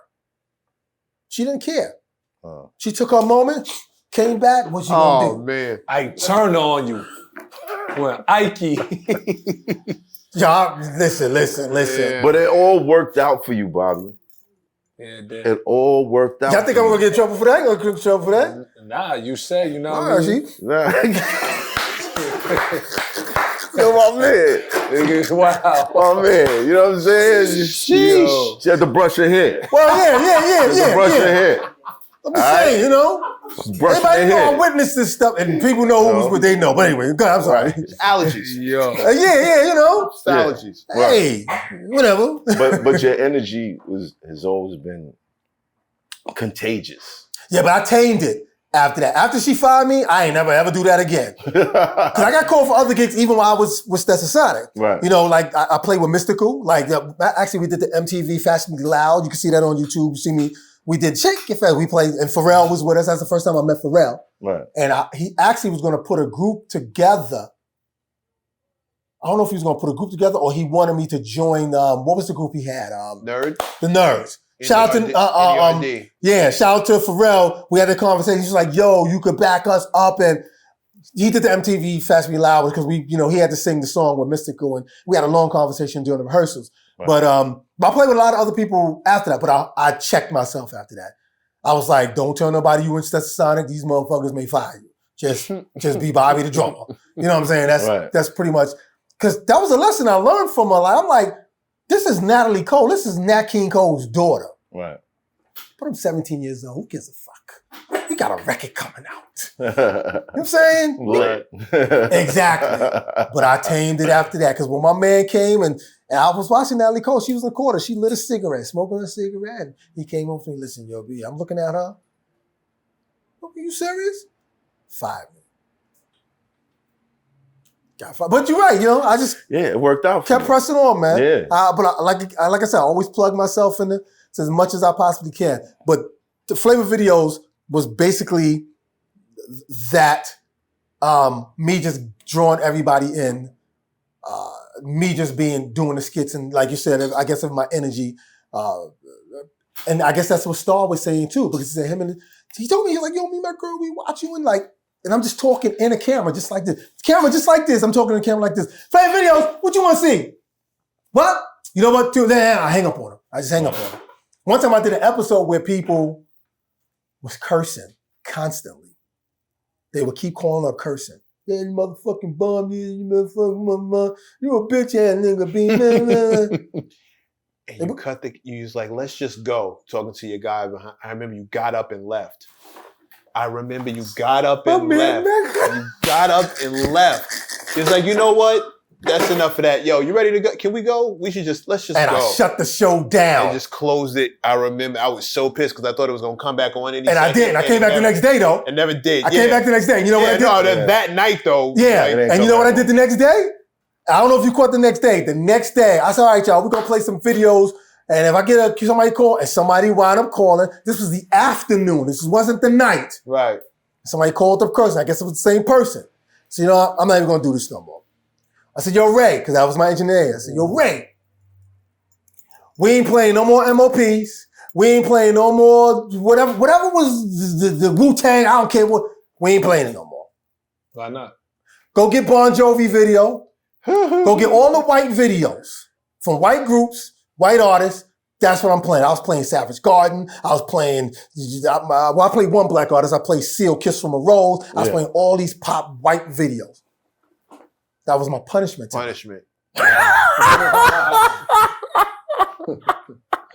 And I kept rolling. Somebody called him and said, yo, you might be the reason why I like Kiss from a Rose, bro. That's crazy. It was a bad punishment for me. I love that record. But you know that audience, they wanted to see, wanted to see Dead and Gone, because that's when I was rocking them videos then. That was my joint by MOP. Yeah, and I was rocking my kind of nigga. I was rocking, they wanted to see that. What had to be? I was like, nope, I'm playing. I said, what do you want to see? They was like, yo, and one girl tried to be all sweet. Hi, Bobby, how you doing? Could you do me a favor, play? Sure, what you want to see, honey? Could you play? And she asked for somebody, she asked for Recognize by Smith & Wesson. Ooh, that song is a beast, too. She said, could you play Recognize for me, please, by Smith & Wesson? I said, sure, I'll play that for you. Thank you for your call. I said, yo, Ray, get that Bon Jovi video. And we played, I didn't play Recognize. Yeah. And I explained it to her. She called back in, Bobby, you didn't play my video. You forgot. I said, honey, I didn't forget. I said, I'm teaching people, listen, y'all not going to be calling up here cursing and think this is the afternoon show. We could do that at night. I ain't want them to do it at night neither, but I was like, this afternoon show, we could do it at night. You know, and she was like, no, I understand, Bobby. So I said, is there anything else you want to see? Then she wound up asking for a BG's video. She asked for Staying Alive. Hey, I ain't bad. I'm like, you gotta ask for something because I ain't playing Recognize, but ask for something. But it was that night. I remember that. But I shut the show down. I remember that episode. And I said the next day, I said, somebody curse Ray. I said, and we had white videos too. I had all them videos, all them rock videos. I play them. I played Teen Spirit. I remember that. I remember the skits, and I remember the not the day, but I think the week that Pac died. Right. You went on air. Right. You opened up the phones. And I got in hella trouble because I spent a bunch of money calling the show to talk about Pac. We weren't just talking about videos. We were just like talking about. Just to let y'all know, yo, if y'all don't see me no more, that mean he got to me. I'm trying to tell him. I don't know if I can write a check for him now. The only problem was it was embarrassing because my mother thought I was calling like a 1-900, like she thought I was calling like the freak line. Right. My son is a pervert. Look at the phone bill. You look at the time of night it was. No, you my dude now. Can I get him back on the jacket? You look at the time of night it was. Look at like how long I was on the phone. You pervert. Meanwhile, we on the phone. Hit the Vaseline from this thing. Yeah, like she thought I was on one. She told the whole family, like, yo, the bill is this, the bill. Oh, you gotta ask for the jerk. Why you say that, man? You gotta ask for the jerk. Vaseline, yo, man, yo. Mecca, you my dude, man. I know what you mean. Can I get the lotion? Just keep it away from the phone, Mecca. Time picking up this greasy ass phone. Oh my God. Oh, come on now. That nigga's slow, bro. Come on now. He's retarded. Phone wasn't actually good. Yo, he's trying to mix in flavor videos with his other phone calls. Dizzy, yo, he just said that shit was awful. He just said that shit was terrible. In the Vaseline. You know how bad it is trying to explain to your mother? Yo. You just call up to talk about Tupac man, can I have a moment? Can I have a moment for me, man? Can I have a moment? No, you get no moment. How about the fact that you caused my moment? I'm calling your show, getting in fucking trouble. She think I'm calling the jerk line. Meanwhile, I'm calling to talk about Tupac. 1-800-STROKEY-DOKE? Like, Yo, but I remember that episode though, man. No, it was like I just remember it was one. I felt like it was one of those moments. I'm not, all jokes aside, I felt like it was one of those moments in hip hop that I was privy to. The show was legendary. Pac was legendary, and here we are talking about the fact that he passed away on this. And I had never called him before. I had never called and requested a video. Not ever. The one time Pac died, I was like, I'm calling in. And not only did I call in, I got through. Like I actually got through. Because the lines was busy. There was a lot of people I got that episode. I'm gonna find it. Mecca's in the audio. Yeah, I got it. Bro, I take that episode. I spoke. I remember saying like, everybody was like, yo, Pac, basically the narrative was he deserved it because he was always talking about riding on blah, blah, blah. And I was like, nah, you gotta recognize this duality, people, because my father is really heavy. Like, no, 1 minute it was this one. That doesn't make him a hypocrite. That makes him human. I kept trying to stress that. Like, y'all got to chill. We just lost a hero. Like, this is a lot of people's hero. And he stood for a lot of different things for a lot of different people. Y'all got to chill with this hypocrite. Some people feel like he's just talking about killing New York babies. So, well, I mean, you know. Moving on. Yeah, I mean. Shout out to Bigger. I can't really say too much. I told you this early before, and I'm always honest about everything. A lot of cats always come up to me to ask me, yo, man, what was your relationship? Even when Pac died, people was asking me on the show, and I said even on the show, I didn't really have a relationship with Pac. Did I meet him? Of course. I met him twice. The first time I met him was with when we did an event, and there's a picture with him and Delight and Fuquan with Digital Underground. And then I met him second time again when the first Source Awards. And he was calling us legends. Yo, these guys. And he actually mentioned our name on one of his records where he mentioned all the rappers. And he mentions our name on that record. He does a record where he raps, and he raps about all the rappers, and he mentions us on that. I only met him twice. I don't really have much to say about him as a person. I'm lying. It was 3 times I met him. I met him one time when he was hanging out with Tech and stealing him. He was in Brooklyn. So it was 3 times. But even the times I've met him, I never had that formal relationship. Right, it wasn't that. But he always felt that. For people need to understand, he had love for Brooklyn for real. Like for real. Forget all that craziness he was doing in West Side, and he had love for Brooklyn cats. He decided that he was going to separate who was for him and who was against him. Right. So that's why I hit him up. I used to kill that video a lot. I hit him up. That's why he mentioned Pudgy the Fat Bastard and Smith and Wesson, and he called them thugs because I don't know if y'all know this.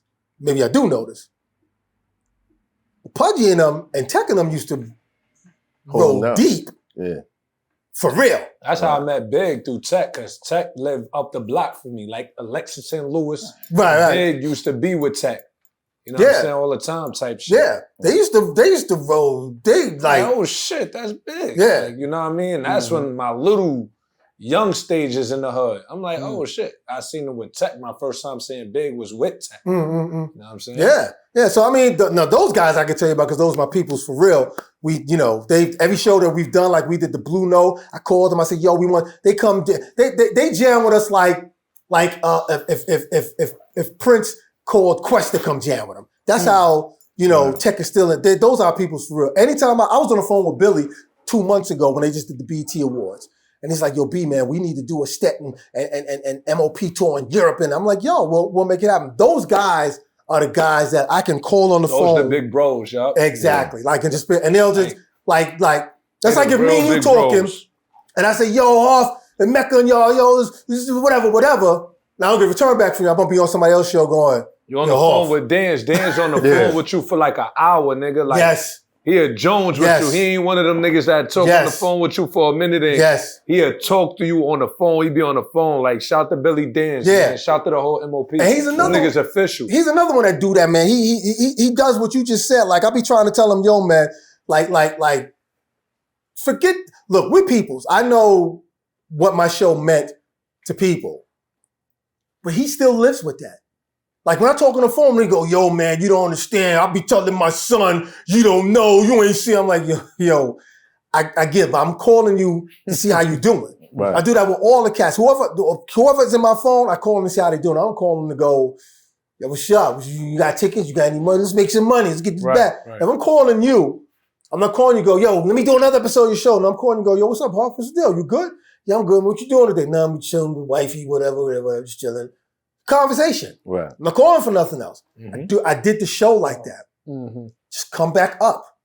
If I call you, or I don't need money from you. I don't need to, right. I just the relationship is important. Jalil from Houdini, till this day I call to check him on him because he's not, he's right. Shout out to Jalil, man. He's good. But you gotta check on cats, man. Yeah. I don't call them to say, yo, let's do this record, yo, let's do this shit. But nah, man, how are you doing, man? Yeah. Call a check on you to see, see what's happening. I know, but I was just in the hospital a couple of months back. I got ran over by a car, not hit, ran over. Yeah. No. I'm serious. Like I got ran over by a car. I'm talking about bloop, bloop, bloop, on the floor, bloop, bloop, bloop, my legs, bloop, bloop, bloop. I got ran. Nah, that's funny, right? Got ran over. I got ran over. Did something break? Well, they only fractured in my back. Other than that, the doctor... Did you say only? Yeah, that's what the doctor told me. God was on your side. The doctor said you are lucky. Yo, man. I don't even know if you're supposed to use the word only and fracture in the back. No. Different with this guy, man. Yeah, he's something. I don't know, son. You got struck by lightning when you was young or something happened. No. But the doctor said I was lucky. I mean, my head was messed up. I had a big gouge on my head. I got 7 stitches in my arm. So I got 7 stitches, and it took like 5 months for them to get the glass out because glass was inside. They said the glass is only gonna come out if it pops out. They can't go get it. It has to pop out as the Because it could break. right, And then as the heel. So they said the glass have to pop out. Mm-hmm. So I got 7 stitches on. So I was lucky. Yeah, the doctor said I was lucky. I That's just a got a blessing. I got a Blessing. fractured back. That's it. He said, other than that, you lucky. You here. You know what I'm saying? So that's why I said I just call and check up on people. I don't, I mean, we good. If we got business we're gonna do together, and I'll text you and say, yo, let's talk business in another couple of weeks, and we're gonna talk business. Right. But if you see my number show up, what's his name? Always say that to me. Well, he used to say that to me. He don't say that to me no more because I don't talk to him no more. Did he? He used to always say, if Bobby calling, it's money. Because they know if I'm calling, it's about money. I'm calling, yo, somebody want to book you. Or somebody wants to know about a book. Right. They know if you see my number show up, like you don't hear from me, Bobby call me. Well, it's got to be money. Because I'm not calling you for nothing else. Right. I don't talk to them no more, but that's what it used to be like. You know what I'm saying? Like, because they know I'm not calling you just because, I got Puff's number. It's like, I'm going to call you if something's really happening, something's going on. That's why I was able to keep a relationship with a lot of people. Right. You know what I'm saying? Because they know, like, well, if I'm calling, it ain't no bullshit call. It's a call like, yo, he's calling or something must be going on. I'm not calling you just yo, what's up, man? What's up? Can I come to the MTV Awards? I can get there myself. You know what I'm saying? It's like, I don't need you for that. You know what I'm saying? But he's a funny dude. I want to tell the story about Puff too, man. I don't want to leave without telling the story about Puff, man. Because I came here to say something. Yeah. I came here to say something, man. So if you remember Flava videos, right? Mm-hmm. I don't know how many episodes y'all seen, but there's one episode with Faith Evans. Are you familiar with what was her name? Tracy Waple? Yes. I'm not. He is. Yeah. Okay, so now we gonna follow. Shout out to Trace. All right, let's talk. We gonna talk. Right. You got a number? You calling her? No, I'm not calling. Because I don't say you can put on the speaker and I'll be like, here's the deal. I'm not calling. Okay, so Faith Evans, I was doing an interview with Faith. This is like my 3rd time interviewing Faith because she's been on the show. I used to do all kinds of, because people at Bad Boy Records used to watch Flava videos. That's how I was able to get Bad Boy acts and Bad Boy videos. Right. Matter of fact, Diddy's cousin used to work the receptionist. Mm-hmm. And she used to always be like, yeah, she always talk hood. All right, Bobby. So, she was cool, though. Right. So I did this interview with Faith Evans, right? And I think Tracy, I think Diddy had her as the publicist or something like that. So I always wanted to do something different with my show. I used to watch Don Cornelius or watch Arsenio Hall. I like taking notes because I want to do things the way they do things. This was a remote interview with Faith Evans. Mm-hmm. This wasn't at the station. So I was doing things like, okay, let me try this. All right, y'all, we'll be back with some more videos with Faith Evans and your boy Bobby Simmons, so don't disappear nowhere on Flava videos. Hang tight. Do that, right? Then I would come back and go, all right, y'all back with your boy Bobby Simmons here on Flava videos. I would do that. When we take another break, all right, y'all, don't move nowhere. Bobby Simmons will be right back. More Flava videos with Faith Evans. Y'all follow me? This is what I would do. So Tracy Waple started egging on Faith Evans. Like he act like he's somebody, Bobby Simmons, like she was egging her. And they was laughing the whole time. So I felt some kind of way, and I'm like, yo, Faith, you know me, you know what I do for Bad Boy. So I don't know if I was taking it personal or like her assistant said to me on the phone one day, you acting like a little bitch. That's what she said to me. You know who you are. I don't remember your name, but you know who you are. She, you acting like a little bitch. That's what she said to me. So I felt some kind of way, and they kept doing it. It wasn't like they did it one time and then stopped. Right. They kept doing it. And I got the interview, so you can see the interview. That's how, because that's what Arsenio Hall used to do. We'll be right back. Arsenio Hall show. Yeah. Everybody did that. Right, they do. And Tracy just kind of felt like he's somebody. He's talking about Bobby Simmons. This is her energy. Mm-hmm. It's Bobby Simmons, like either, and they laughing. So all right, so the interview's over. So I go back to the station. I do my nighttime show. I don't think about it no more. I'll air the episode. I'll think about it tomorrow. So I call Star on the phone, see what's happening, see how you doing. So what's up, man? How you doing, man? Chilling, man. He said, yo, how'd the interview go with Faith Evans? So I said, yo, well, all right, Star. I felt some kind of way. So Star, that's my dude, like for real. He's like, well, what happened, B? I said, I don't know, man. I said, you ever heard of Tracy Waple? He's the same thing you said. Yeah, I know that. But Star ain't said what you said. Mhm. Star, I know you see this, so I'm gonna put it on blast. I know you ain't scared of nobody, and we ain't scared of nobody neither. Star said, I said, yo, you ever heard of a Tracy Waybull? She used to work for Capitol Records. That's what he told me. Because I didn't know her from anything else. I thought he said she used to work for Capitol Records. Damn, I wonder if Tracy see this. She's probably going, what are you talking about? Anyway, so Star said, yeah, I know that nasty, that dirty bitch. That bitch, that's a dirty bitch. What she said, babe? What she said? Now, y'all know Star and Buck Wild. Right. So I said, well, I don't know if it's like that, Star. I said, I explained to him how I explained it to y'all. But Star, he had that hating show. I don't know if you're familiar with Star and Buck Wild show. I am. Of course I am. He was the hater.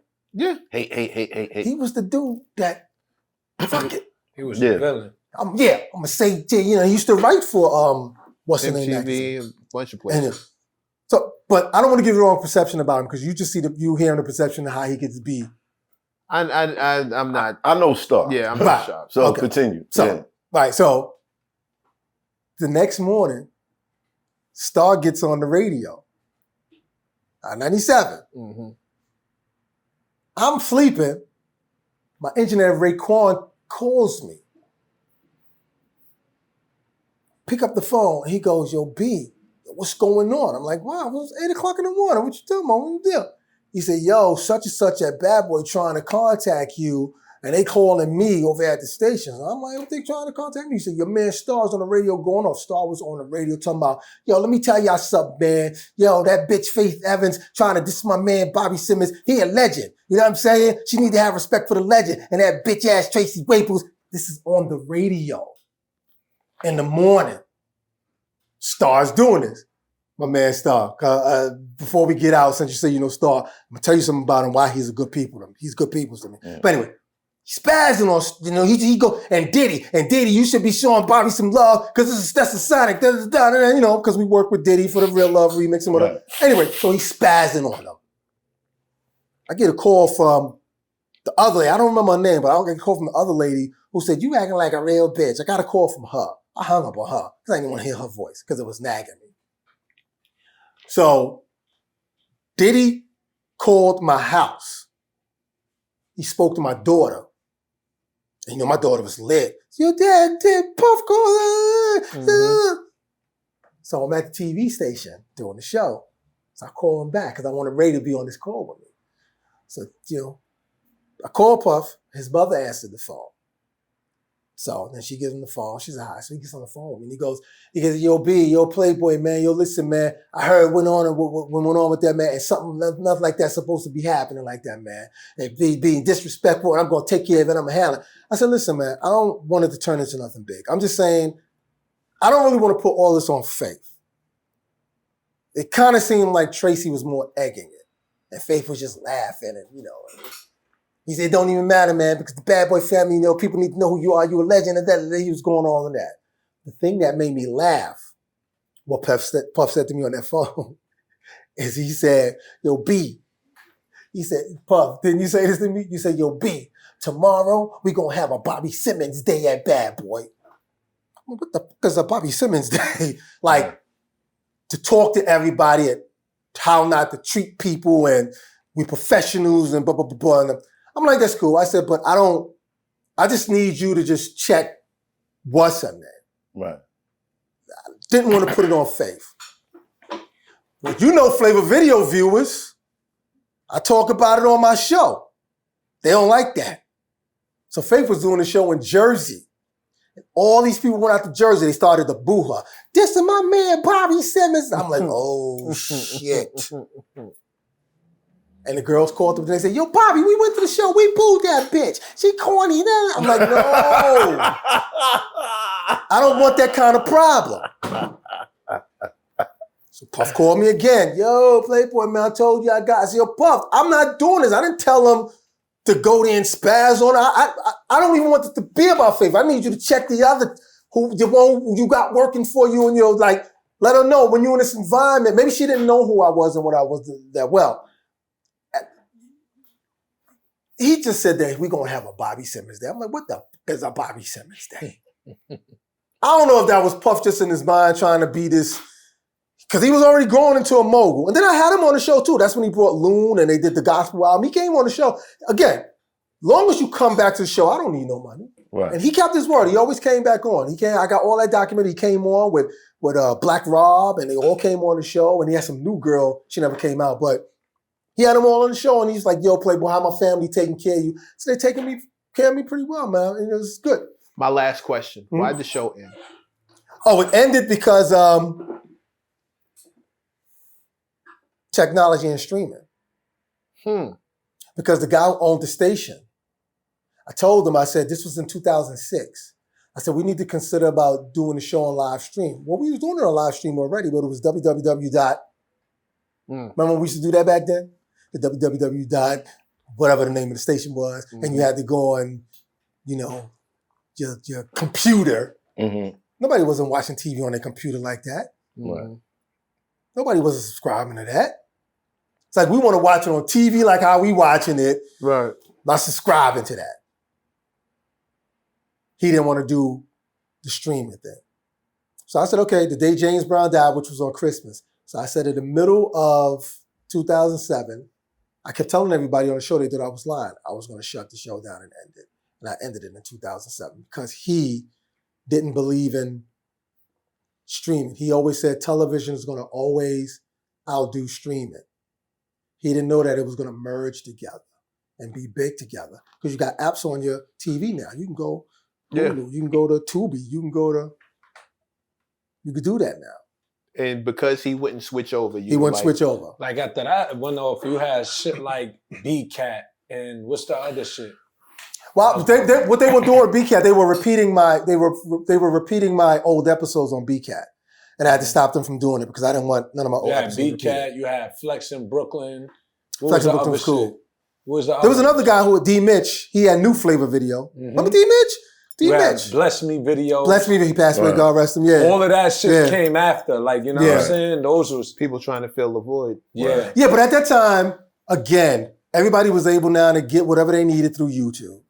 So when people was asking me to go back to doing it, I was like, it don't make no sense to do it when you can just go to YouTube. Yeah, but they can't get you on YouTube. Right. Like the energy that you provided, the skits, all that good stuff, that was the main aesthetic of the show. It wasn't so much the videos. The videos were an added bonus. Well, I mean, but and thank you, because I think that's the reason why I said it early in the show is that's the reason why I created flavor videos, was because it started from the whole comedy thing when I used to do the comedy club. So I wanted to, instead of me just trying to write all these comedies and do a whole full, let's do it through the show. So yeah, that was. You could have showed anything, bro. Like, I honestly believe you could have showed anything. Well, let me ask you. After a while, you built a community. And they're there for him, right? Yeah. You see what I'm saying? Well, let me ask y'all then, because you guys are doing your thing excellent. Do you think I should bring flavor videos back? Hell yeah, why not? Well, why? See how fast that happened? Because people still... All right. We'll talk off okay. camera. All right. We'll talk off camera. Okay. Because I'm just thinking like... But you have to know that the videos were important. Because I introduced a lot of people on the show that were like hood stars, like the supergroup Us. Remember Jay Quinn? I remember Us. Remember supergroup Us? Oh, yeah. What's his name? Wound up producing 50 Cent's first album. Word. What's his name? The tall guy. But yeah, and the other guy was dating the real black model, the African looking model. He was dating Naomi. her. Yeah. Naomi Campbell. Yeah. No, that didn't become the other one. She was the new one with the short hair. Bald. She was kind of like bald head at the time. You know what I'm talking about if you see her. But I remember when they was pushing them. Yeah, supergroup Us. Yeah. Jay Quinn he goes by the name of 7up now. I brought them all on my show. Y'all know who they are. It's another reason. It was Nicki Minaj. Oh, 7up? Yeah, 7up. 7up was that's both Not from Coney Island. Yes. Get the fuck out of here. I brought him on my show. What? Yo, let me put you on to something. Let me put you on something. Man, I got a video here with me and 7up on it. He came on my show. Listen, let me explain something. Wow. Let me explain to you how I got connected with 7up. Or back then we called him Jay Quinn because his name was Jay Quinn. He had a song that I played on my show a lot called Who You Know, and he shot it in Coney Island. He was called Jay Quinn then. Let me tell you how I got hooked up with Jay Quinn. he gave me his video. He said, yo, B, we be watching you Sunday, be getting treated up, booted up. So give me your video. I played it. I played this video. Coney Island was off the flag. I just texted him, yo, Jay Quinn. Oh, he's been trying to get me. Tell him, yeah. All right, Tell we'll him. see if that's still his number. Yeah. Okay. So Because he just got home, right? Yeah. are you bringing the show back? No. Before we go off in this tangent, No. bringing the show back? No, I'm not bringing the show back. But I want to say We're going to talk off camera. Yeah, but I'm going to say this too about 7-Up. Y'all all know them because I brought them all on my show. Nicki Minaj. Yeah. That was her name first. Yep. Jay Nicki Quinn. Minaj was her name Who's first. now 7-Up. Lou Jr., bow-legged Lou's son. What was the other guy name?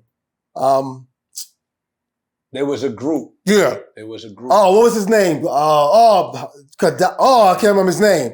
But there was 4 of them. They all came on my show. This is even more of a reason why you should bring the show back. You're not helping yourself right now. No, All this legendary shit, you could be doing that now.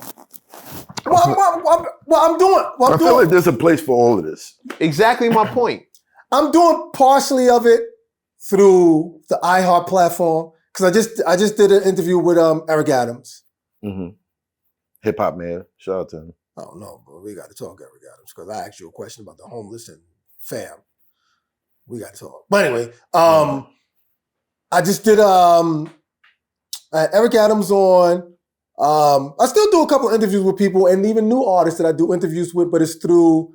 I mean, I own the show, but I do it on a iHeart platform. Mm-hmm. Is what I do it on. I haven't heard any reason to not bring the show back. I mean, we'll talk about it. We'll discuss it. We'll discuss it later. We'll talk about it. You see what they do to me when I come up here? I came up here to, I'm lucky. I didn't really, did I say too much? Because I drank some. Hoffa poured me two cups like nobody. I poured you one. You was lit the moment you walked in here, bro. Another one? You was lit. No. This is what I'm talking about. Like his energy. Yeah, it's that Brooklyn. Like, that's that Brownsville juice, bro. It gotta be. Brownsville they did shit. something to these Brownsville niggas. Niggas making I'm convinced of it. Niggas making robbery records. Niggas making robbery records. Get hit by cars. We didn't make robbery records. Niggas getting hit by cars and then surviving. No broken bones, no nothing. This nigga, he probably said, ouch. No, I was hurt. Nigga, I ran over and said Brownsville. Nigga, we been first, nigga. Shout to all my Brownsville niggas.